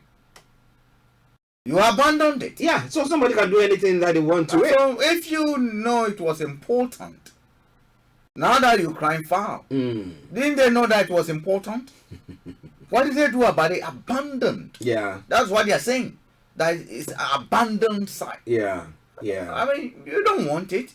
So people treat it the way they want. Yeah. They didn't value it in the first place. So actually I don't think they have a point. Yes, I do condemn any destruction, defacing, anything that will happen to historical things and other. And as a tourist, you're not supposed to go and be doing this, causing criminal damages to things that are there. You've gone to see them, but probably it's teaching them a lesson that this is a resource. Yeah. If you can't do anything, but let me spray it on it, and now your attention will be drawn to it. Now attention has. Okay, 6 minutes to the 12 the time. Now we'll be taking a break at 12 o'clock, but don't you worry, bring you some more stories. Now I know this one will interest Mr. Kofi Ali a lot.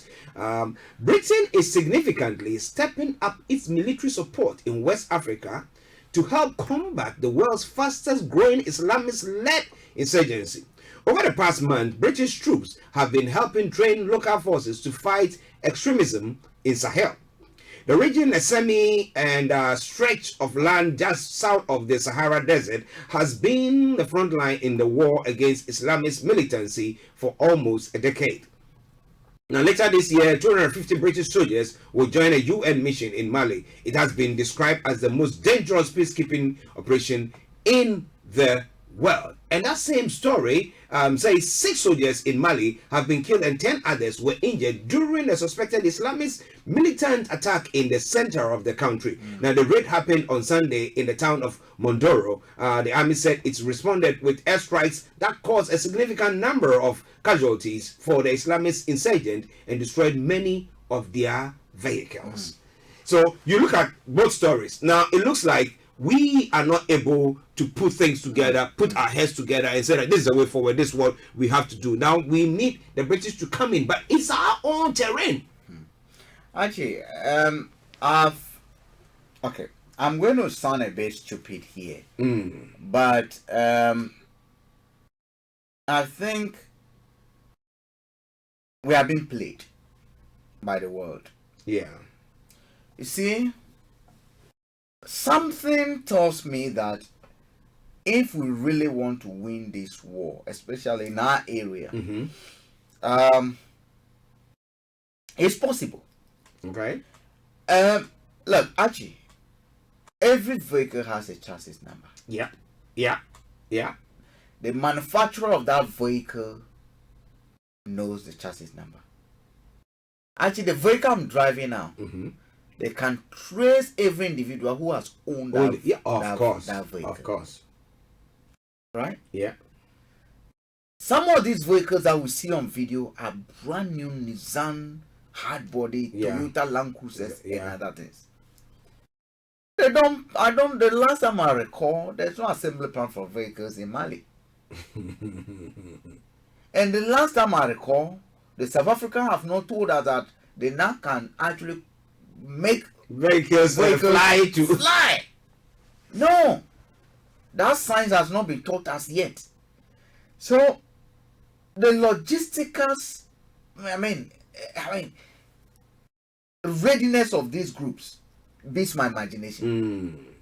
The arms, the vehicles, the resources at their disposal. Yeah.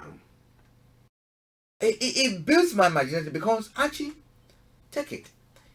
If US, for instance, wants to punish Iran, what do? Sanctions. Yeah. You can't trade with them. Yeah. And then you recall that in 2018 or so there was a plane that landed in Tehran, a US flagged plane. Yeah. And it was traced that it actually went into Ghana, and there was a link to Ibrahim Mahama and other officials and other things using that. So basically, because there was a ban in place that a flight US flag this and cannot go there, they were monitoring. Yeah. Now, air travel data is able to zero down on the path that is. So I still do believe that, look, if we have all these equipment being shipped from the source of production to end user, and that end user happens to be people we want to stop, then we should also be looking at how they get their supply, the supply chain. Yeah. Are you getting me? Yeah. We should be having a conversation with Nissan. We should be having a conversation with Toyota.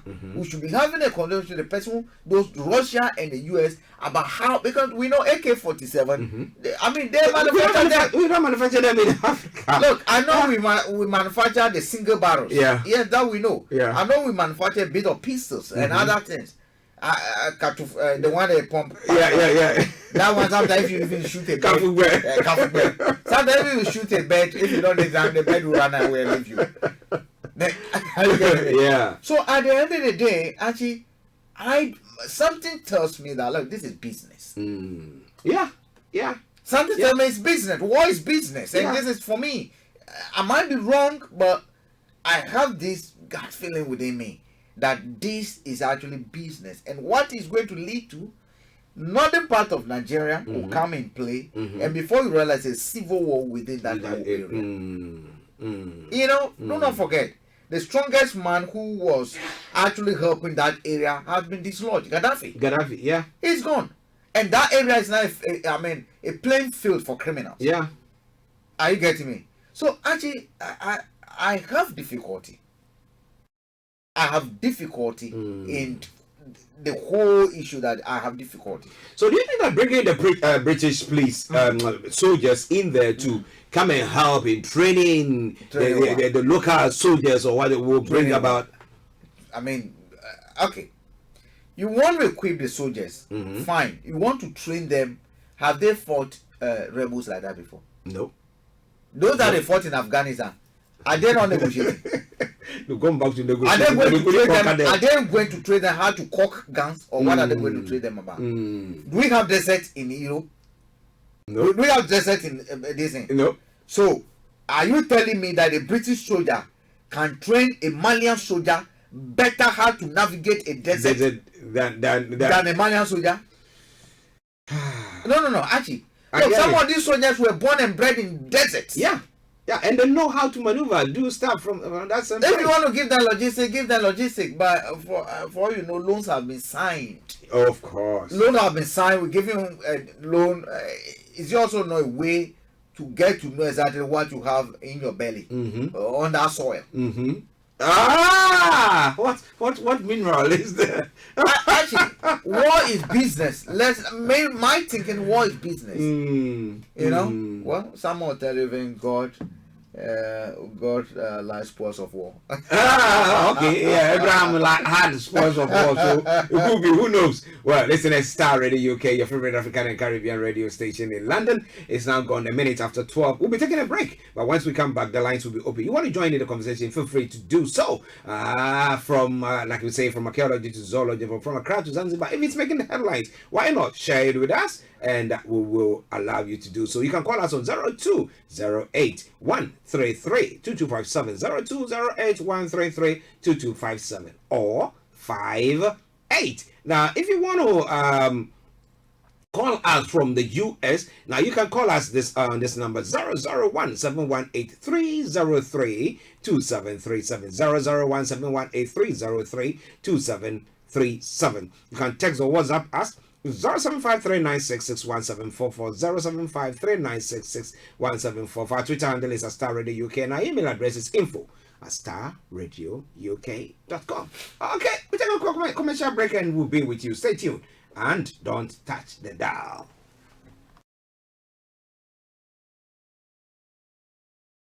Are you ready, ladies? The Global Lady to Lady Conference is back. And when ladies gather together, changes happen. Ladies, the Global Lady to Lady Conference is back. And when ladies gather together, changes happen. The Global Lady to Lady Conference is live in London at Fairfield Concert Hall, Croydon, Saturday the 21st of March. That's Fairfield Concert Hall, Park Lane, Croydon, CR9. Doors open at 9:30 a.m. for a 10 a.m. start. Register free at ladytoladyglobal.org or call 020 3983 9394. Ladies, the Global Lady to Lady Conference is back.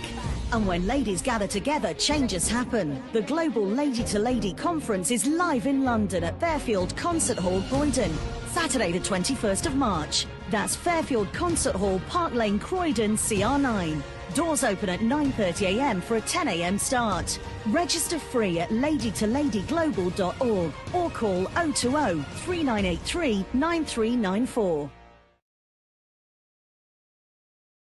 Ladies, the Global Lady to Lady Conference is back.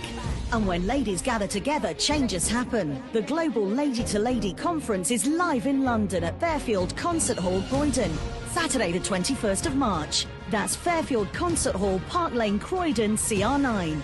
Doors open at 9:30 a.m. for a 10 a.m. start. Register free at ladytoladyglobal.org or call 020 3983 9394. Ladies, the global Lady to Lady conference is back. And when ladies gather together, changes happen. The global Lady to Lady conference is live in London at Fairfield Concert Hall, Croydon, Saturday the 21st of March. That's Fairfield Concert Hall, Park Lane, Croydon, CR9. Doors open at 9:30 a.m. for a 10 a.m. start. Register free at ladytoladyglobal.org or call 020 3983 9394. Ladies, the global Lady to Lady conference is back. And when ladies gather together, changes happen. The global Lady to Lady conference.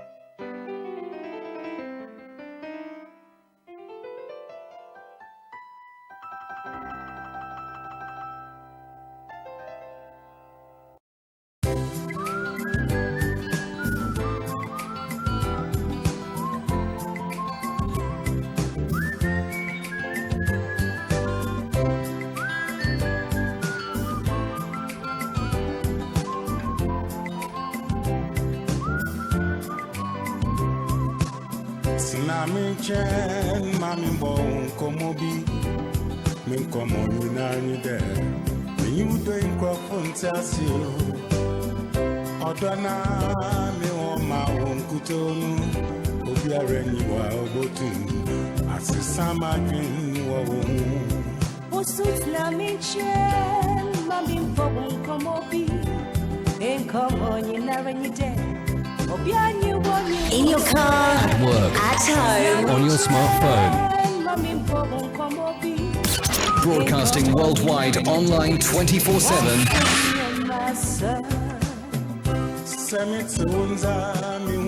Hi there, this is CJ Buckman, your life coach. And whenever I'm in London, I listen to Starr Radio UK right here. But guess what? You can listen to wherever you are.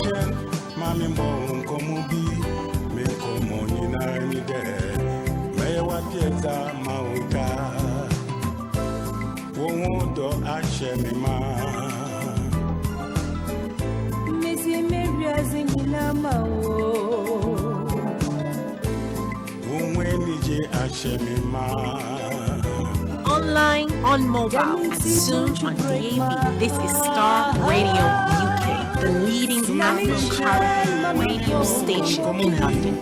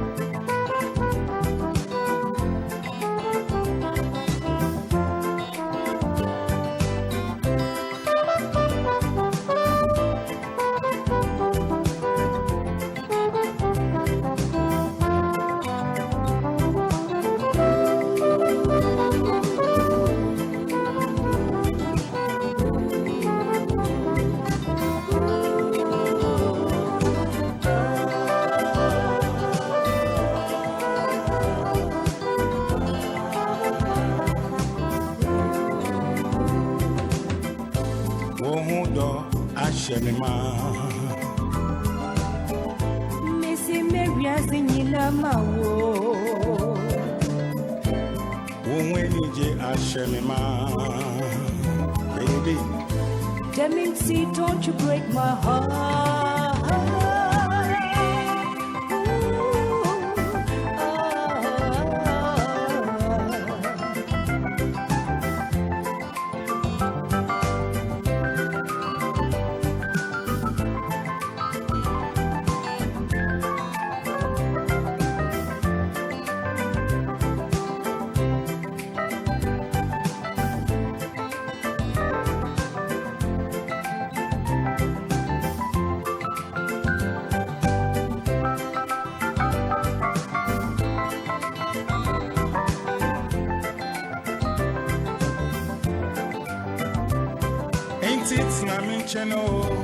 Mami mo nkomobi nkomoni na ni de menyu de odosronkwa semenyu na ma menyu amiro obiara semenyu eni marempa misuro nyina ayokra semiti wonza meyemu Medajun dosu omimwa.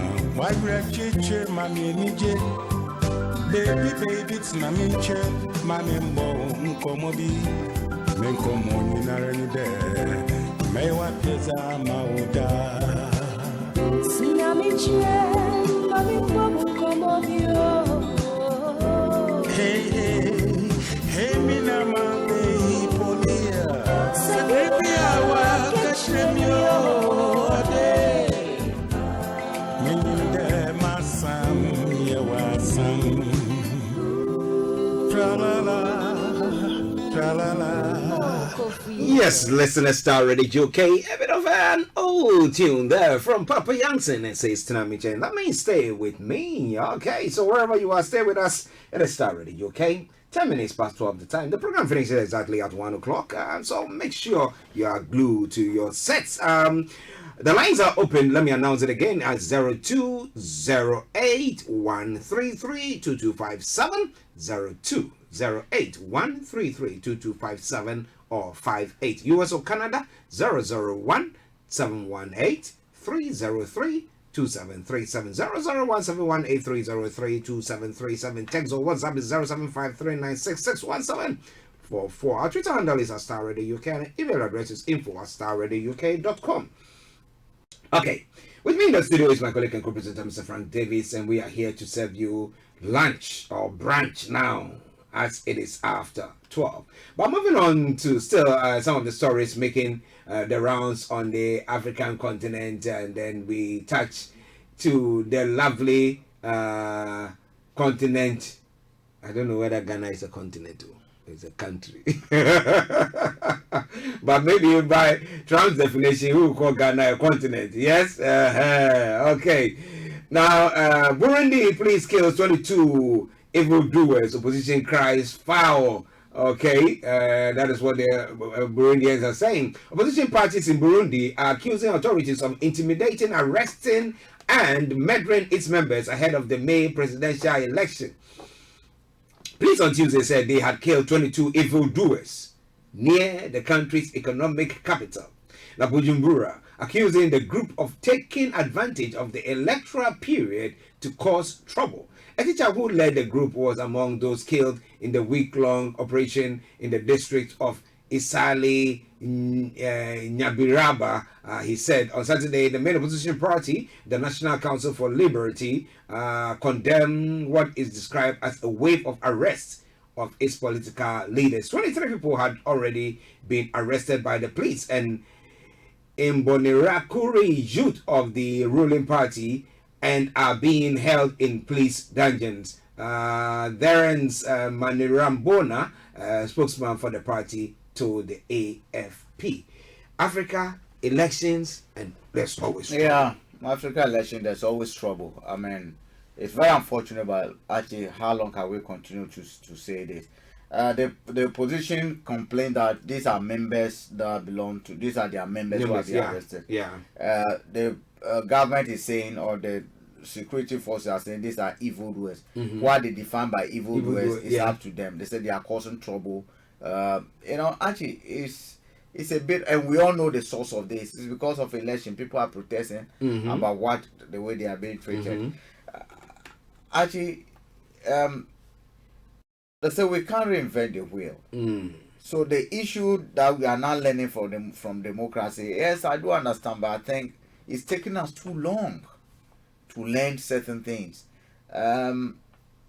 Why are elections held elsewhere and we do not see some of these things happening? Why only what do you call it in our part of the world?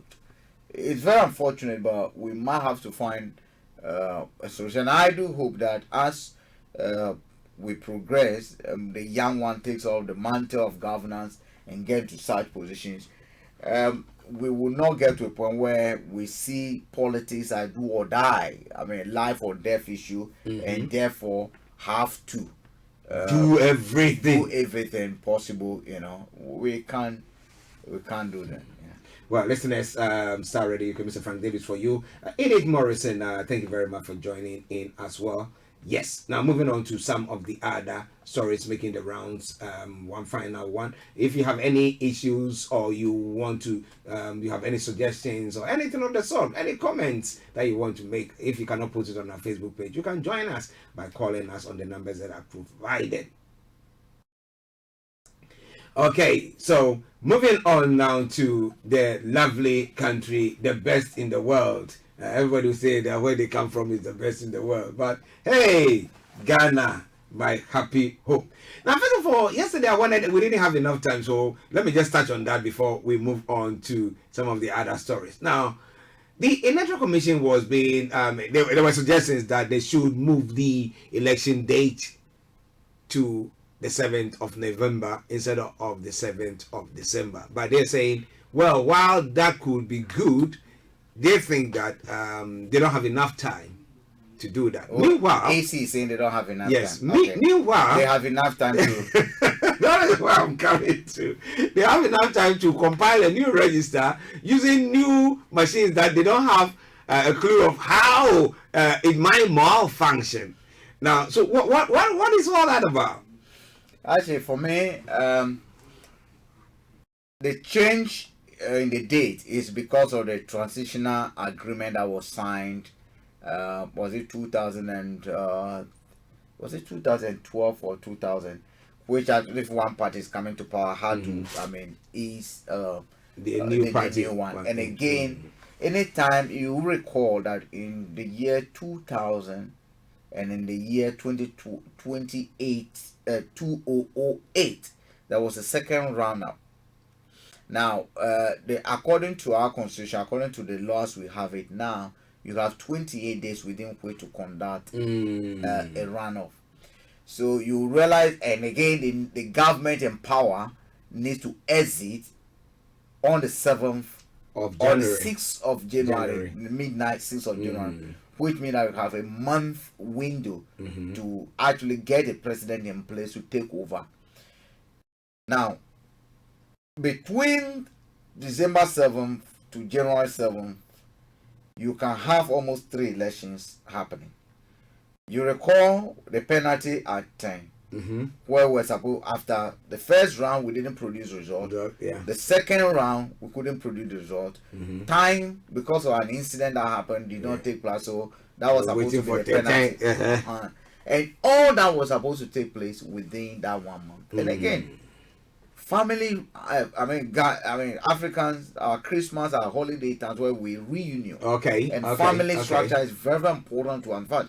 I call it the last surviving strong cultural institution that we have. And once that is destroyed, we will have more problems that we do have in our on our continent today. So basically, when you happen to have elections within December, when there's no concluding or there's no conclusion to who has won an election, you then see that you've thrown even the Christmas holidays away. Because people now have to again go into the campaigning mood during that same festivities. The rationale behind bringing it a month forward was good, but I think that when that agreement was reached or when that understanding happened, we should have followed through with cause for that to be done. Instead of waiting for the election year before doing it. I think that we should have done that. We should have done that. But what will it take for that to be done? Do they have to go to Parliament and put it before Parliament? You have to change the law because December 7th. You say elections are tied to the term of office of a president. Okay. Now they are tied to the term of office of a president. So basically, when you go to the court, you have to go to the Parliament, make a new law, and bring it to that. Because we have it now, the law stays December 7th. You can't do anything without the August House. Deciding to change it. Now, what is again means is that you see there's a bit of uneasiness again about it. Now, when opposition party wins an election, you have a month of preparation. one way you giving them extra 2 months. Within that time, are people going to be burning files and other to concealing their wrongs in the office? You're giving them enough time to claim their acts. Are you getting me? So there's a lot of arguments for and against. Are you getting for and against? In this country, elections are held. The following day, we know the person. Immediately, the prime minister is taking office. Yeah. Are you getting me? Yeah. There's no room. There's no room for ministers to start. No, if Conservative win power today, within the next minute, they are taking over our office. Yeah. Yeah. Yeah, you can't do much. Everything is computerized. But in our part of the world, you have this grace period, which it's good to wind up, but again, that is a period a lot of them use to conceal whatever those files that that's when I call it a time for Nyantechi. The Nyantechi hour. I call it the Nyantechi hour. That's a good one. The Nyantechi hour where files are destroyed. Wow, listeners, Star Radio UK. 12:20 the time. The Tuesday edition of the morning show. So in Ghana, having a look at some of the stories that is making the rounds in the country. Okay. Now, as and when we have corona updates, Frank will let you know. But at the moment, we are still in a comfortable position. Still the 3 that today we've not heard anything. Okay. Now, illegal miners trapped to death in a Galamsey pit. Now, we know that we're thinking that the government came to power saying that they're going to make sure that our environments were protected, our water bodies were kept safe, and therefore they went on that path to stop the Galamsey. As we know, now they have a group of local miners, so legal Galamseyers, that is, let me put it that way, that are going about their duties. But when they don't have the necessary logistics to actually do a proper mining and then go to dig pits, then there's a tendency that lives are going to be lost as well. Actually, you see, when the mining laws were being put in place, those who actually framed those ones, the churches and other things, I give them credit. We've had this issue of our minerals being taken out, the Anglo Golds and all those Newmonts and other things. The idea of community on small scale mining was a very good one. It was to empower the locals to also engage in mining using not too much destructive equipment. Yeah, they were going to be using implements that will not cause so much damage to the environment. Yeah, the law, in my view, did not anticipate the use of graders, excavators, and all these things. These heavy earth moving equipment were not supposed to be part of that. The pickers and other things were what you know. So basically, you're going to have a bit of mining going on, surface mining going on, but you're not going to have this kind of large, huge pits that will accumulate what became basically Osbo Lake reservoirs and other things that will cause so much destruction, pollution to our environment. But when the situation started changing, our people did not actually tweak the law to take into consideration what is happening. Look, Wuntumin led Chinese started coming and introducing this what they call graders, excavators and everything. And that led to destruction. That led to this guy. Look, what has government done? For me, actually, you cannot. I am not a subscriber to stopping small scale mining. No. I do believe that we should allow small scale mining. I'm not saying Galamsey. People should be trained, equipped to mine responsibly, and then they should have a fund. When you mine, 5% of your proceeds should go to a special fund.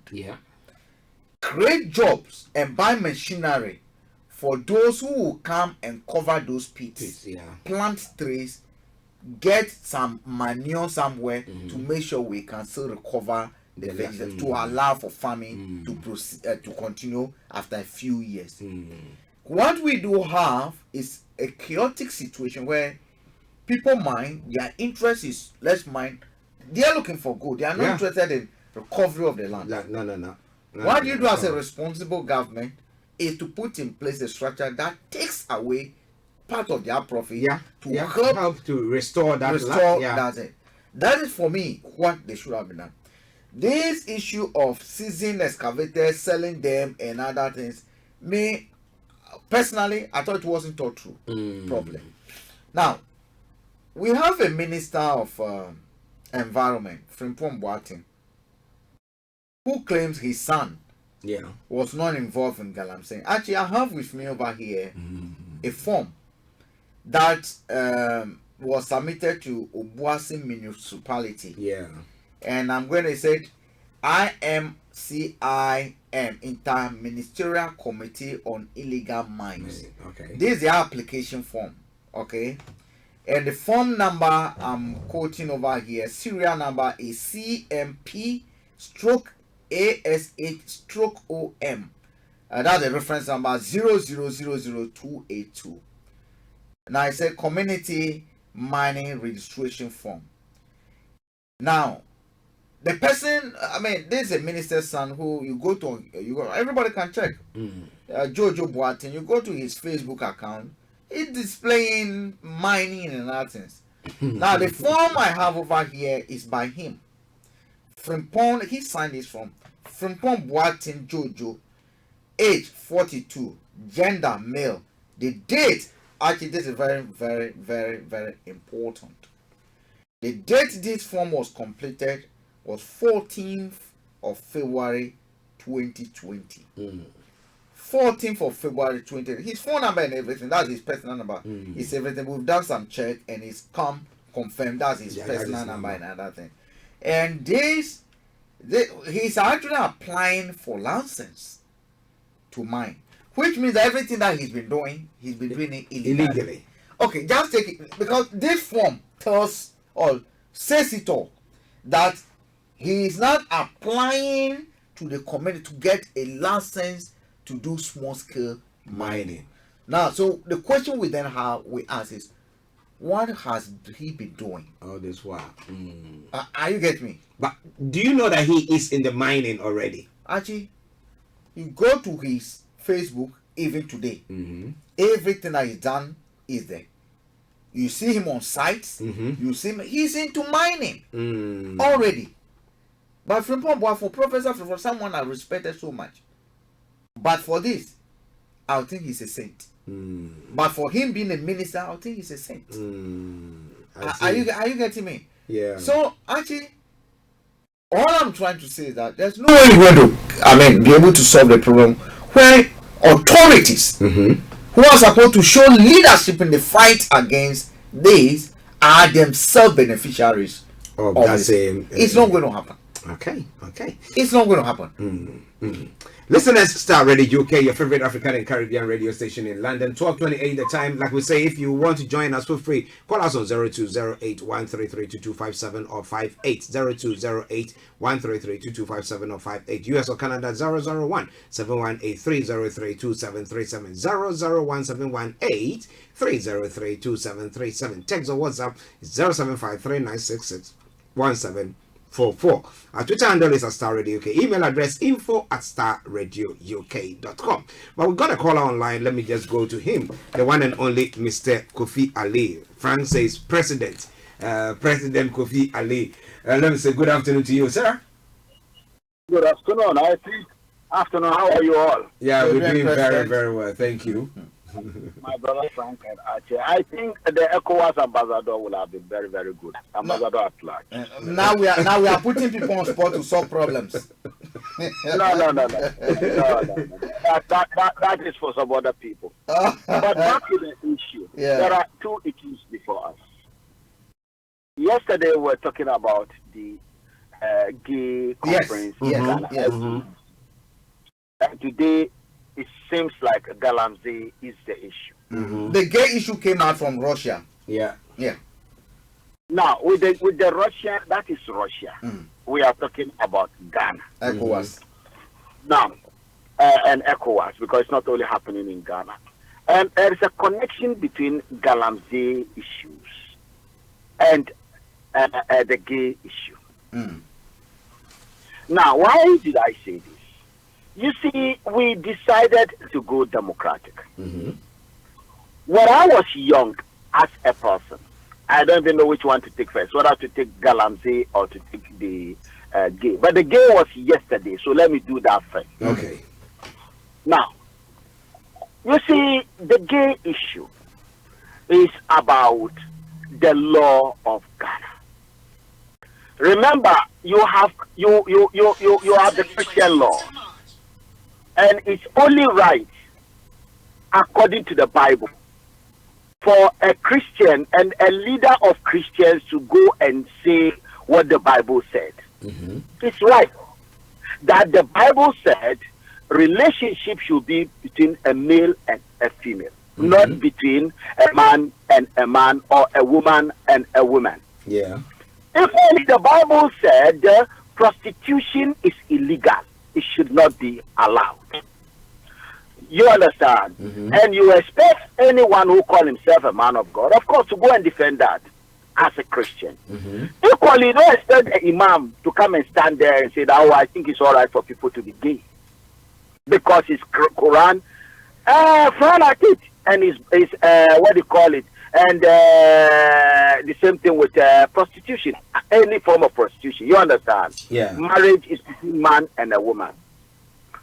However, when we have to look at ourselves as Ghanaians, you understand, then the game is changing.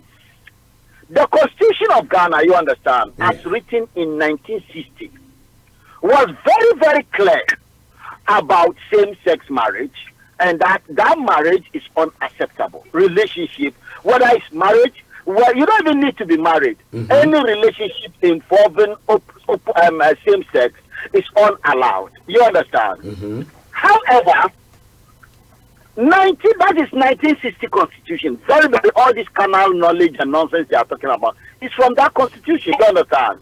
Yes. Which at that time, even the British were also having that in their law. Then, now the 1992 Constitution actually is a bit different. 1992 Constitution, you understand, came from, it didn't talk about same-sex marriage or not. You understand? What 1992 Constitution said is that there should not be discrimination against any Ghanaian on the basis of sex. They didn't say sex, they said gender. You understand? Yeah. Go and read that on tribe, religion, and all those things were mentioned. Now, the problem before us now is that people are referring to 1960 constitutional clause. You understand? Yeah. That same-sex relationship is unacceptable. And then what they are then doing is that there is something, the key word they use is carnal knowledge. Apart from the fact that we are talking about equality and we are talking about freedom from discrimination, you understand? Under the discrimination law is where the gender issue comes in. Now the question is gender sex? Some people will say yes. Your gender is your sex. Is that not true? Yeah. Good. Now when then they move a little bit forward to sexuality, isn't it? Actually, I heard once on your program that there was a program that I couldn't help laughing. They were having a program, and it's about relationship between men and women, between couples, you understand? And why people may end up cheating. And that day I can't help laughing. There was this... if you're on the show. Like yeah. And they were saying that if going out of the house, you understand, to another woman will make you lose your husband, whatever you want, give it to him. And on that occasion, they were talking about anal and oral sex. Can you see? That these are things women don't do to their husband. That is why they go out. That is the way they look at it. You understand? Then that then tell us that anal sex is happening in so many marriages. And oral sex is happening among so many people, Ghanaians. Is that not true?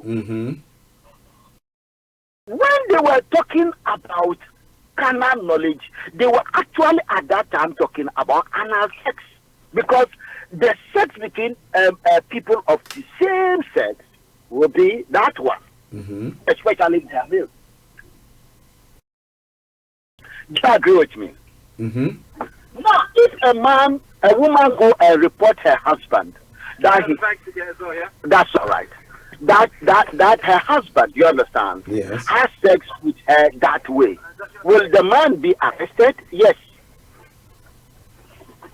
Will the man be arrested?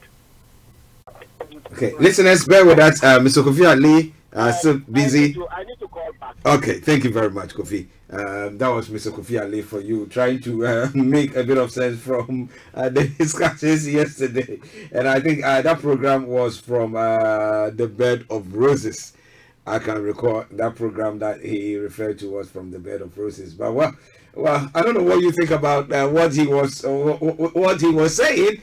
But I think what he's trying to come down to is if people were it's a difficult one. The gay issue is a difficult one because discrimination issues are a bit of very, very, very difficult issue to deal with. I think we spoke about it yesterday. I do not want to go back to it. But actually it's a difficult one. It's a challenge that is confronting all of us. It's confronting us, but I will still actually I really want to look at the root of issues. And you see, when we complain, I want to go back to look at what could have been done. What could have been done. And for me, I do believe that the Muslims have failed. The churches have also failed. Why do you say that they failed? Because you go to church from infancy, from you only were a baby, they took you to church, and that's where you grew and everything. So everything there, you hear it. You read your Bible, you know what it says. Actually, the prime objective of us as Christians is to win souls. If we have succeeded in winning more souls for Christ, yes, we do have some gay men in churches. We do have pastors who are priests. We do have pastors who have been convicted, not even Catholic bishops. We do have Glory House. Their pastor was convicted of sodomy. I mean, having sex with young boys in his church. Wow. So we do have a lot of them in our midst. But where I stand on this failure is that we have not achieved the objective we set to ourselves to win more souls to the fold.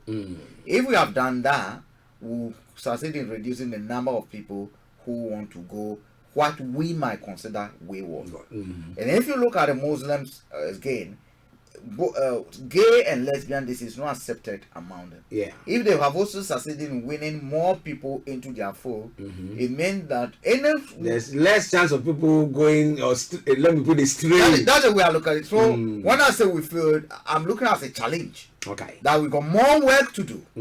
That if we really, because the best way to defeat gay and lesbian these things is to be able to bring them closer. We can't start judging them. No.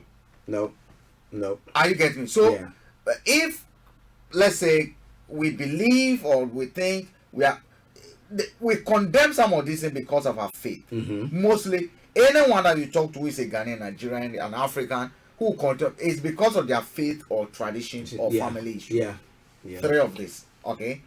More pronounced is the religion. Now that it's a gay conference about taking place in Ghana, those that we hear talking about it are pastors and everything.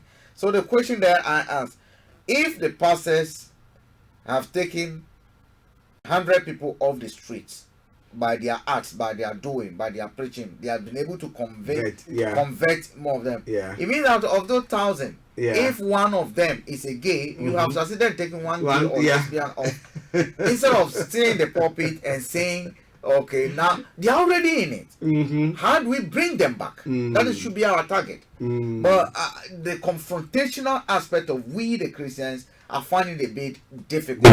Okay. That is me. Because I do believe that we have tools and weapons at our disposal. And the tools and the most effective weapon that we do have is the word of God.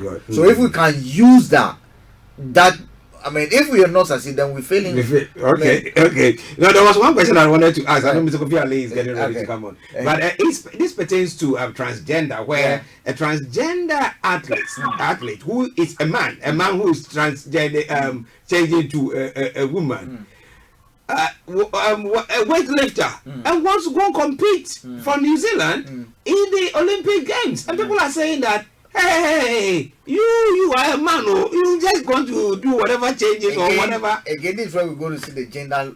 This is again about law and discrimination. Yeah. You have given him, you see, when you give a dog one bone, they want the second one, especially if you have it. Yeah. So you give them one room once they want it. You tell them that, okay, you can transition, you can even be gender fluid. Yes. It's just like today I'm a man, tomorrow I'm a woman. Today I'm a man. You can decide to wear anything that you wear. I mean, well, the Scottish people who wear skirts are not women. No, they are men. And that's their tradition. We have Kofi in. We have Kofi. Let's go. Hello, Kofi. Welcome back. Yeah. Oh, sorry for my disruption. No, we understand. Thank you very much. Thank you very much. Yeah, quickly, you see, the line I'm going on, you understand? Now, so we are, because the world is changing around us, and whether we like it or not, this change has come. It's not only us. If in America you hear that, you know that Pete, one of the contenders, that is what he is. Then it's something we cannot pretend we don't know exists. These people who are going for the conference are not foreigners. No. They are Ghanaians. The only thing they are doing is inviting other people from outside to come. Oh, okay. They are Ghanaians who are organizing their conference. Like anything, didn't we just finish homecoming? Yeah, they are Ghanaians. Do you understand? Yeah. And as a child, I've grown to know this kind of people exist. I may be different. And who am I to think I'm better than anyone or I know somebody better than themselves? The person I see, my fellow male, and he said he's a female. He has argued with from childhood. Do you understand? Yeah.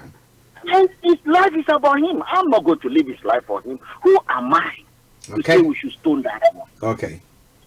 Good. Then, now let us take the argument the way it's coming.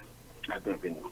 Let's take the argument as it comes. Now, they then said that, look, the law as it is now is not about the law. You know, I try to prove to you that the problem is not the law.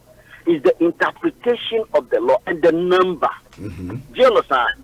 Sometimes you can make a law, but the number of people who think the law is right or wrong can determine how the law will work.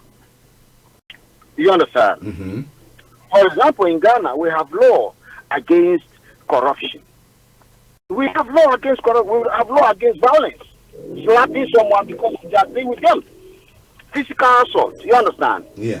But the number of people who believe it is right or who just want to do it, they do it every day and get away with it. Because the one who's going to arrest them somehow also believe it is right. The same thing with corruption. Now let us come back. I am trying to explain that this case we are dealing with is a very, very complicated case. Very, very complicated. So far, if you interpret gender to mean sex, do you understand? It means these people are going to be discriminated against on the basis of their sex. Okay. Then we move on to say that this said, you understand, there's also the issue of if our problem is prostitution, you understand, rather than someone being gay or lesbian. What is my own problem? Who am I? You understand? Yeah. Then we can do far more to deal with prostitution.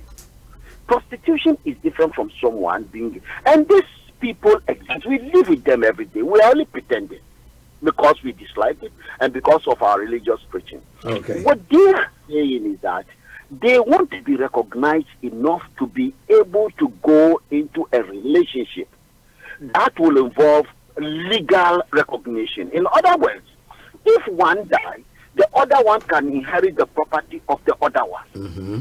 Can you see what we are saying? The other one is the next of kin. Is they are living their lives already, Mm-hmm. but they feel they want to be recognized like a man and a woman because they are together. You understand? Mm-hmm. And then whether the woman is working or the man is working or who cares, nobody care about that. As soon as one pass away, by modern law, the other one must get the property. Or if they are going apart, you have to share it equally to them. Okay. Do you understand what they are fighting for? Yeah. But would you, if you were the president of Ghana, bar them from having this conference, or you just say, well, it is their right, so let them get on with it? As people are calling that, hey, the president will have to stop them, or what would you say? No. The president, we have what we call freedom of association enshrined in the Constitution of Ghana. Yeah. The definition of freedom of association didn't say freedom of association of NDC members or Tree people or GAN people or NPP members. It said all Ghanaians. That constitution is very, very clear. It knows this kind of problem will happen one day. And so it left itself open. For example, when Krishna, we are not used to them, they are in Ghana, they want to have, do you go and say, no, they shouldn't have because we are Muslims or we only have Christians and Muslims in Ghana? You can't say that. The law doesn't say that. Now, what? But then somebody asked me a question. If a group of armed robbers decided that they want to have their own conference, armed robbery conference. Yes. Listen, remember, every law you see today, even in Europe, right? The laws were not there before. Laws are made based on the perception, the challenge of the time, and the perception and the understanding of value of the majority of the people. You understand? Especially in a democratic environment. But perception can change. In Britain here, the way people relate to this, like you just said, rightly said that in Russia, even the president is saying, no, he's putting in a law, isn't it? Yeah. Which is a dictatorship. We are not a dictatorship. We are Democrats. In Ghana, we are Democrats. Democracy allows people whose opinion may be unpopular, you understand, to go out there and appeal to the conscience of others and tell them that this thing can be changed. Okay. And if they win the view or opinion of the majority, yes, they will be changed. Okay. So the conference in itself is not a problem. Now let's come back. Let's relate this thing with armed robbers and then someone who is same-sex, LGBT. Do you realize that? Tell me exactly, you, Archie, your fear of someone being LGBT. Tell me exactly what you stand. I want to know, because I have my fears. I want to know your fear. Tell me exactly. I don't have any fears. They want to do whatever. They want to do whatever. Sodom and Gomorrah will happen. They want. That is what they want to do. And so far as you don't bring it to my doorstep or come and put it in my face, that is you. Just go and do whatever. I wouldn't hate you. I can't do anything. Problem. You are not even scared that if there are teachers in the school where your children go to, they may touch your child. That is why when my child comes home, I need to be there to also instill that discipline, what I believe in, into them. Good. So therefore, you are not scared that someone who is of LGBT, like you live in this country, so you know that your teachers, some of the teachers in our school are everything, anything you can imagine. Yeah. You understand? And our children go to school and come home without any problem. So you agree with me here? Yeah. Good. So technically, you are not scared of any kind of infection. Is that not true? No. Yeah. I'm not scared of any infection there. Now, the next thing is that maybe your fear will be if a man and you understand have a relationship they cannot have babies. Kofi, let me tell you what his fear will be. Why he says he doesn't got fear. The fear will be that he wouldn't get a woman to marry, but he's married. So no fear. So let's proceed.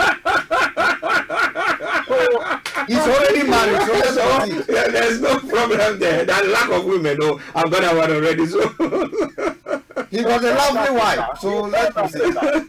When we saw the men who are attacking the women, who are those who are attacking them, when they asked them, they said, how can I be sitting down and I want someone and you are following this girl when a man is sitting down? That is their own problem.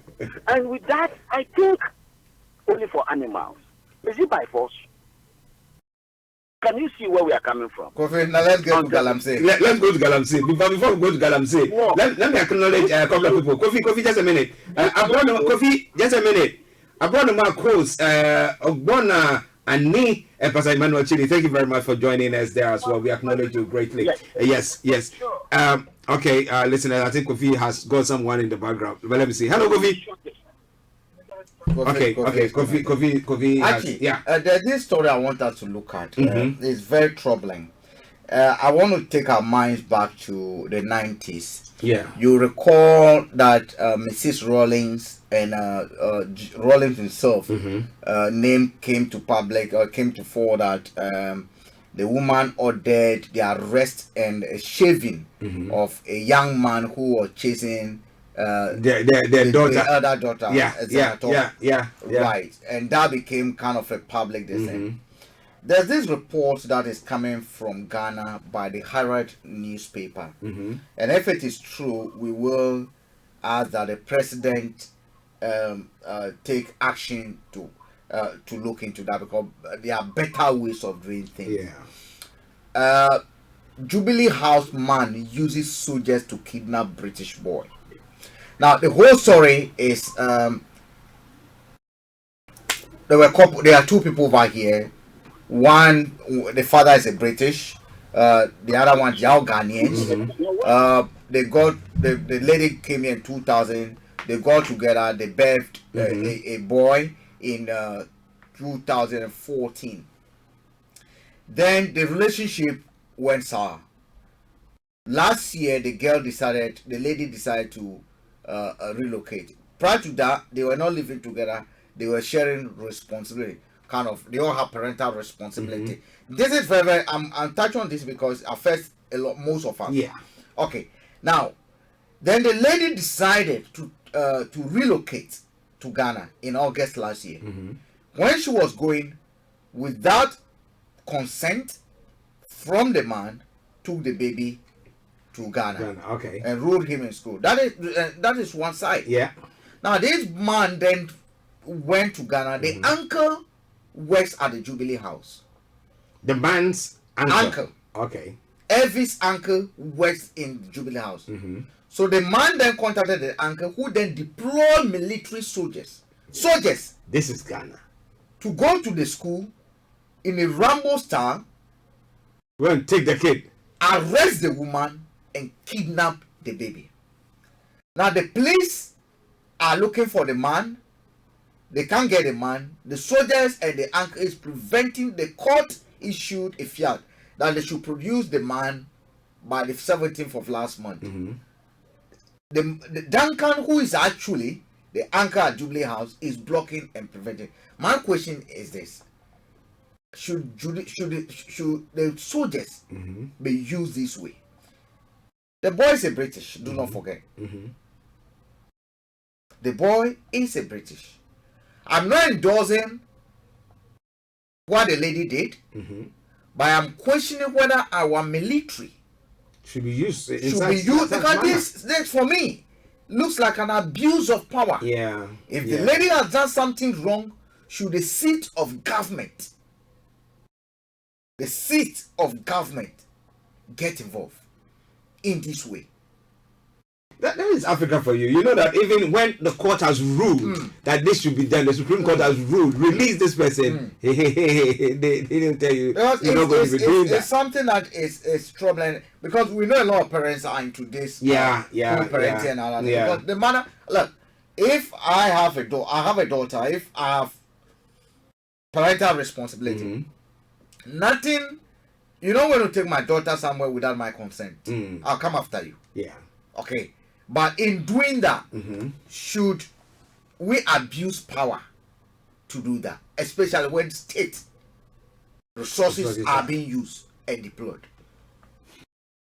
It all comes to accountability as well. When our leadership cannot be held accountable for deploying, you know here, if a soldier or a police fires an arm, a gun, they're supposed to account for why there's investigation that goes on. But how people, for the bullet. Yes, people can take it and just do one shot and just shoot it because they are celebrating or doing all that stuff. So the lady is saying, she admits Evie did not like the idea when she informed him about her decision to relocate to Ghana with their son, even though she assured him the boy could visit him in the UK anytime he wanted. I was rather met with threats and insult. The line of communication with me, with Elvis and Ethan James was never close, even. That's the boy. I mean, the boy. The desperate mother is afraid her estranged ex-boyfriend may have come with Ethan James as someone to the UK with that. So, I'm sorry I read the name of the boy. Ethically, even the paper is not supposed to put the name over there because the boy is still young. This is a 6-year-old boy.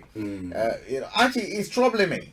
Yeah, it's quite troubling. I mean, there should be if anything, a family court should see to address this. Now, is it for the interest of that child to be in Ghana at that age where the father is still back here in the UK? I mean, look at it. Okay, if the child is brought to the UK to live with the dad, has the dad got the time and it is in the space to actually take care of the boy? And so those things should be, but not deploying soldiers.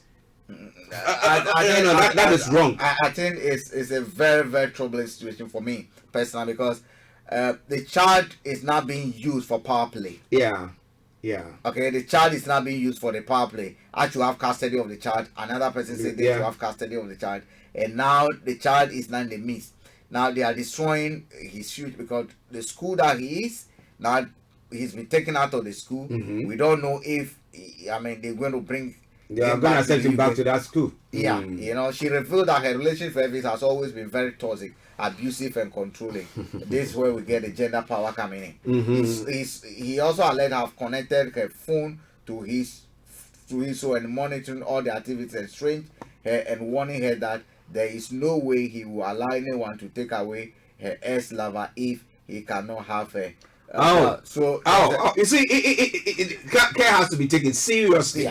So the boy is in the midst of that. But my concern over here is, should the state house, should Jubilee House get involved in this? At all.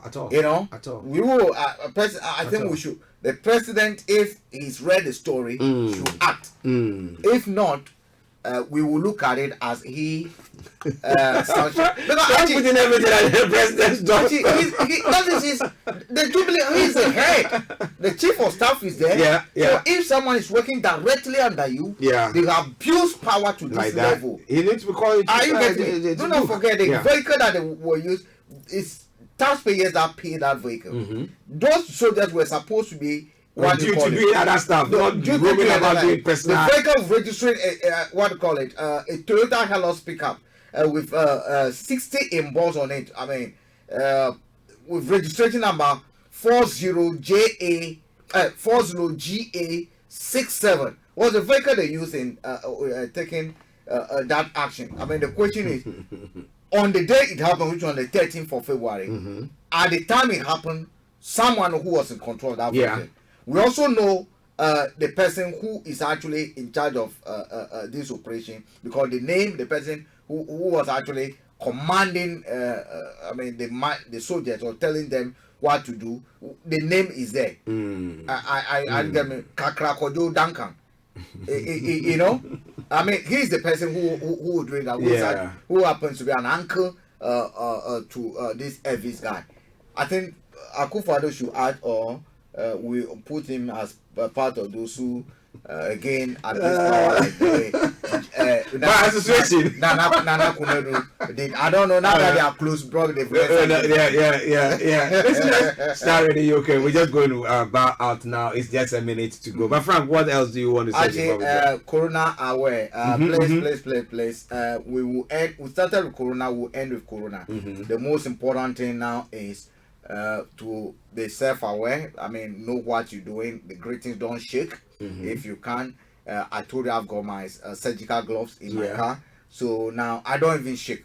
And then for parents going to take their kids, please, try and get, wipes, wet wipes. I mean, get to any of these supermarkets in this country. For those of us who live in Africa, but we might not have probably areas where we might not have wet wipes, please just get a bit of tissue, if you can, soap. If you don't have these soaps that we have, get a bottle. You know, your soap that you use, you know, the Kabo, you know, those Kabo key soap and other things. Do a bit of, actually, they should do a bit of liquid soap. And put it in a bottle. You know, you mix it and then you go wipe, and then get a bit of, and then do it. I think that is better than nothing. But for those of us over here, if you are not able to do it, because it's a luxury. Some of those things are a luxury. If I'm talking to someone in my village, for instance, I'm telling them I'm a wet wipe, I'm talking you're talking gibberish. They don't understand. It doesn't work. They don't relate to it. So please, let's see what we can do to keep ourselves safe. GH ready to cooperate on timely and effective measures. That's what the GH is submitting. Tanzania president puts best foot forward. So the president in Tanzania are also demonstrating and by greeting themselves with foods. So we'll see. Actually, okay, listen. Wonderful morning. Yes, it's been a wonderful one, and that was Mr. Frank Davids, and we bowing out now. And this evening exactly at 7 o'clock, 8 o'clock, we have Simone Frazier coming your way with the CEO program. Make sure that you are tuned in to listen to her. Aji, yes. Lately, have you heard that a judge, there has been a call for a judge to resign for actually congratulating Akufo-Addo, praising Akufo-Addo, or campaigning for Akufo-Addo. Okay, I mean straight on, it makes him partial. So okay, now he's just been nominated to the Supreme Court. Listeners, I rest my case. They are learning from Trump. Trump will say, "This is my own man. He supports me. I'll put him there." Buhariization of the legal system. The Buhari style. Yes. Okay, yeah. Atongo Zimba says no beer in heaven. No beer. So you can drink it here. You drink it here. All right. Okay, but you can drink non-alcoholic beer. They said they have got something like that. Oh yeah, I bought it before. Oh, okay. It's very nice. Oh, okay. I got it from Leader. Oh, I see. Yeah, actually, it's very nice. Oh, okay. It's very nice. Non-alcoholic beer. It tastes. It's not like juice. It's not like wine. And non-alcoholic. It tastes a bit like malt. But it's nice. Yeah, I've bought it for. I'll bring you one tomorrow. Okay. I'll come and drink non-alcoholic beer on the scale. And don't tell me that this man is drinking beer. Yeah. Okay, on that note, we still have a top of the day. And actually, do you know what beer stands? What does it stand? B stands for British. And E stands for British Empire. And then the other E stands for experiment. And the R stands for result. So beer actually is British Empire Experimental Resource. Every day we learn something. Okay, no beer in heaven. Enjoy it, and then see you on the other side. Bye for now.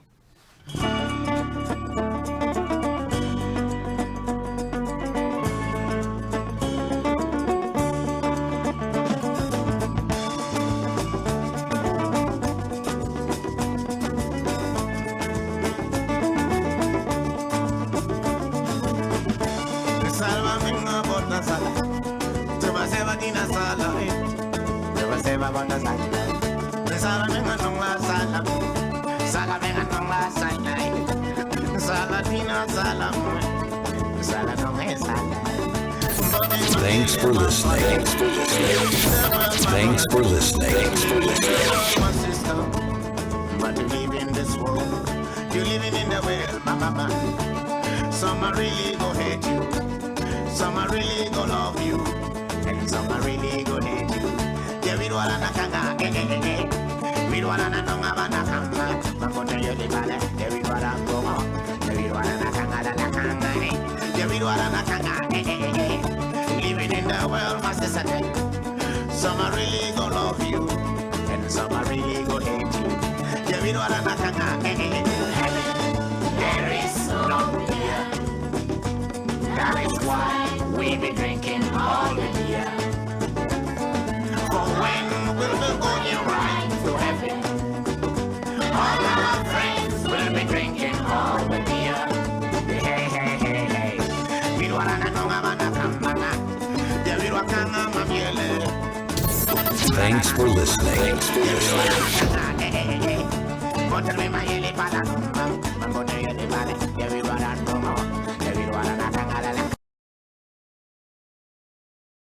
Ladies, the Global Lady to Lady Conference is back. And when ladies gather together, changes happen. The Global Lady to Lady Conference is live in London at Fairfield Concert Hall, Croydon, Saturday the 21st of March. That's Fairfield Concert Hall, Park Lane, Croydon, CR9. Doors open at 9:30 a.m. for a 10 a.m. start. Register free at ladytoladyglobal.org or call 020 3983 9394. Ladies, the Global Lady to Lady Conference is back. And when ladies gather together, changes happen. The Global Lady to Lady Conference is live in London at Fairfield Concert Hall, Croydon, Saturday the 21st of March. That's Fairfield Concert Hall, Park Lane, Croydon, CR9. Doors open at 9:30 a.m. for a 10 a.m. start. Register free at ladytoladyglobal.org or call 020 3983 9394. Mama's Choice Fufu Mix. Mama's Choice is the best kept fufu secret in Ghana. It's made with all natural ingredients and vitamins and minerals are added to it. And you feel fufu pepepe, people love it. For dear, and no one Mama's Choice. And you feel fufu pepepe. Charlie, where do you fast? Me want fufu dear, man what? Fufu na add they say. Mama's Choice. Ube disa. Mama's Choice Fufu Mix. Mama's Choice Fufu Mix. Mama's Choice is the best kept fufu secret in Ghana. It's made with all natural ingredients and vitamins and minerals are added to it. And you feel fufu pepepe, people love it. For dear, and no one Mama's Choice. And you feel fufu pepepe. Charlie, where do you fast? Me want fufu dear, man what? Fufu na add they say. Mama's Choice. Ube disa. Mama's Choice Fufu Mix. Mama's Choice Fufu Mix. Mama's Choice is the best kept fufu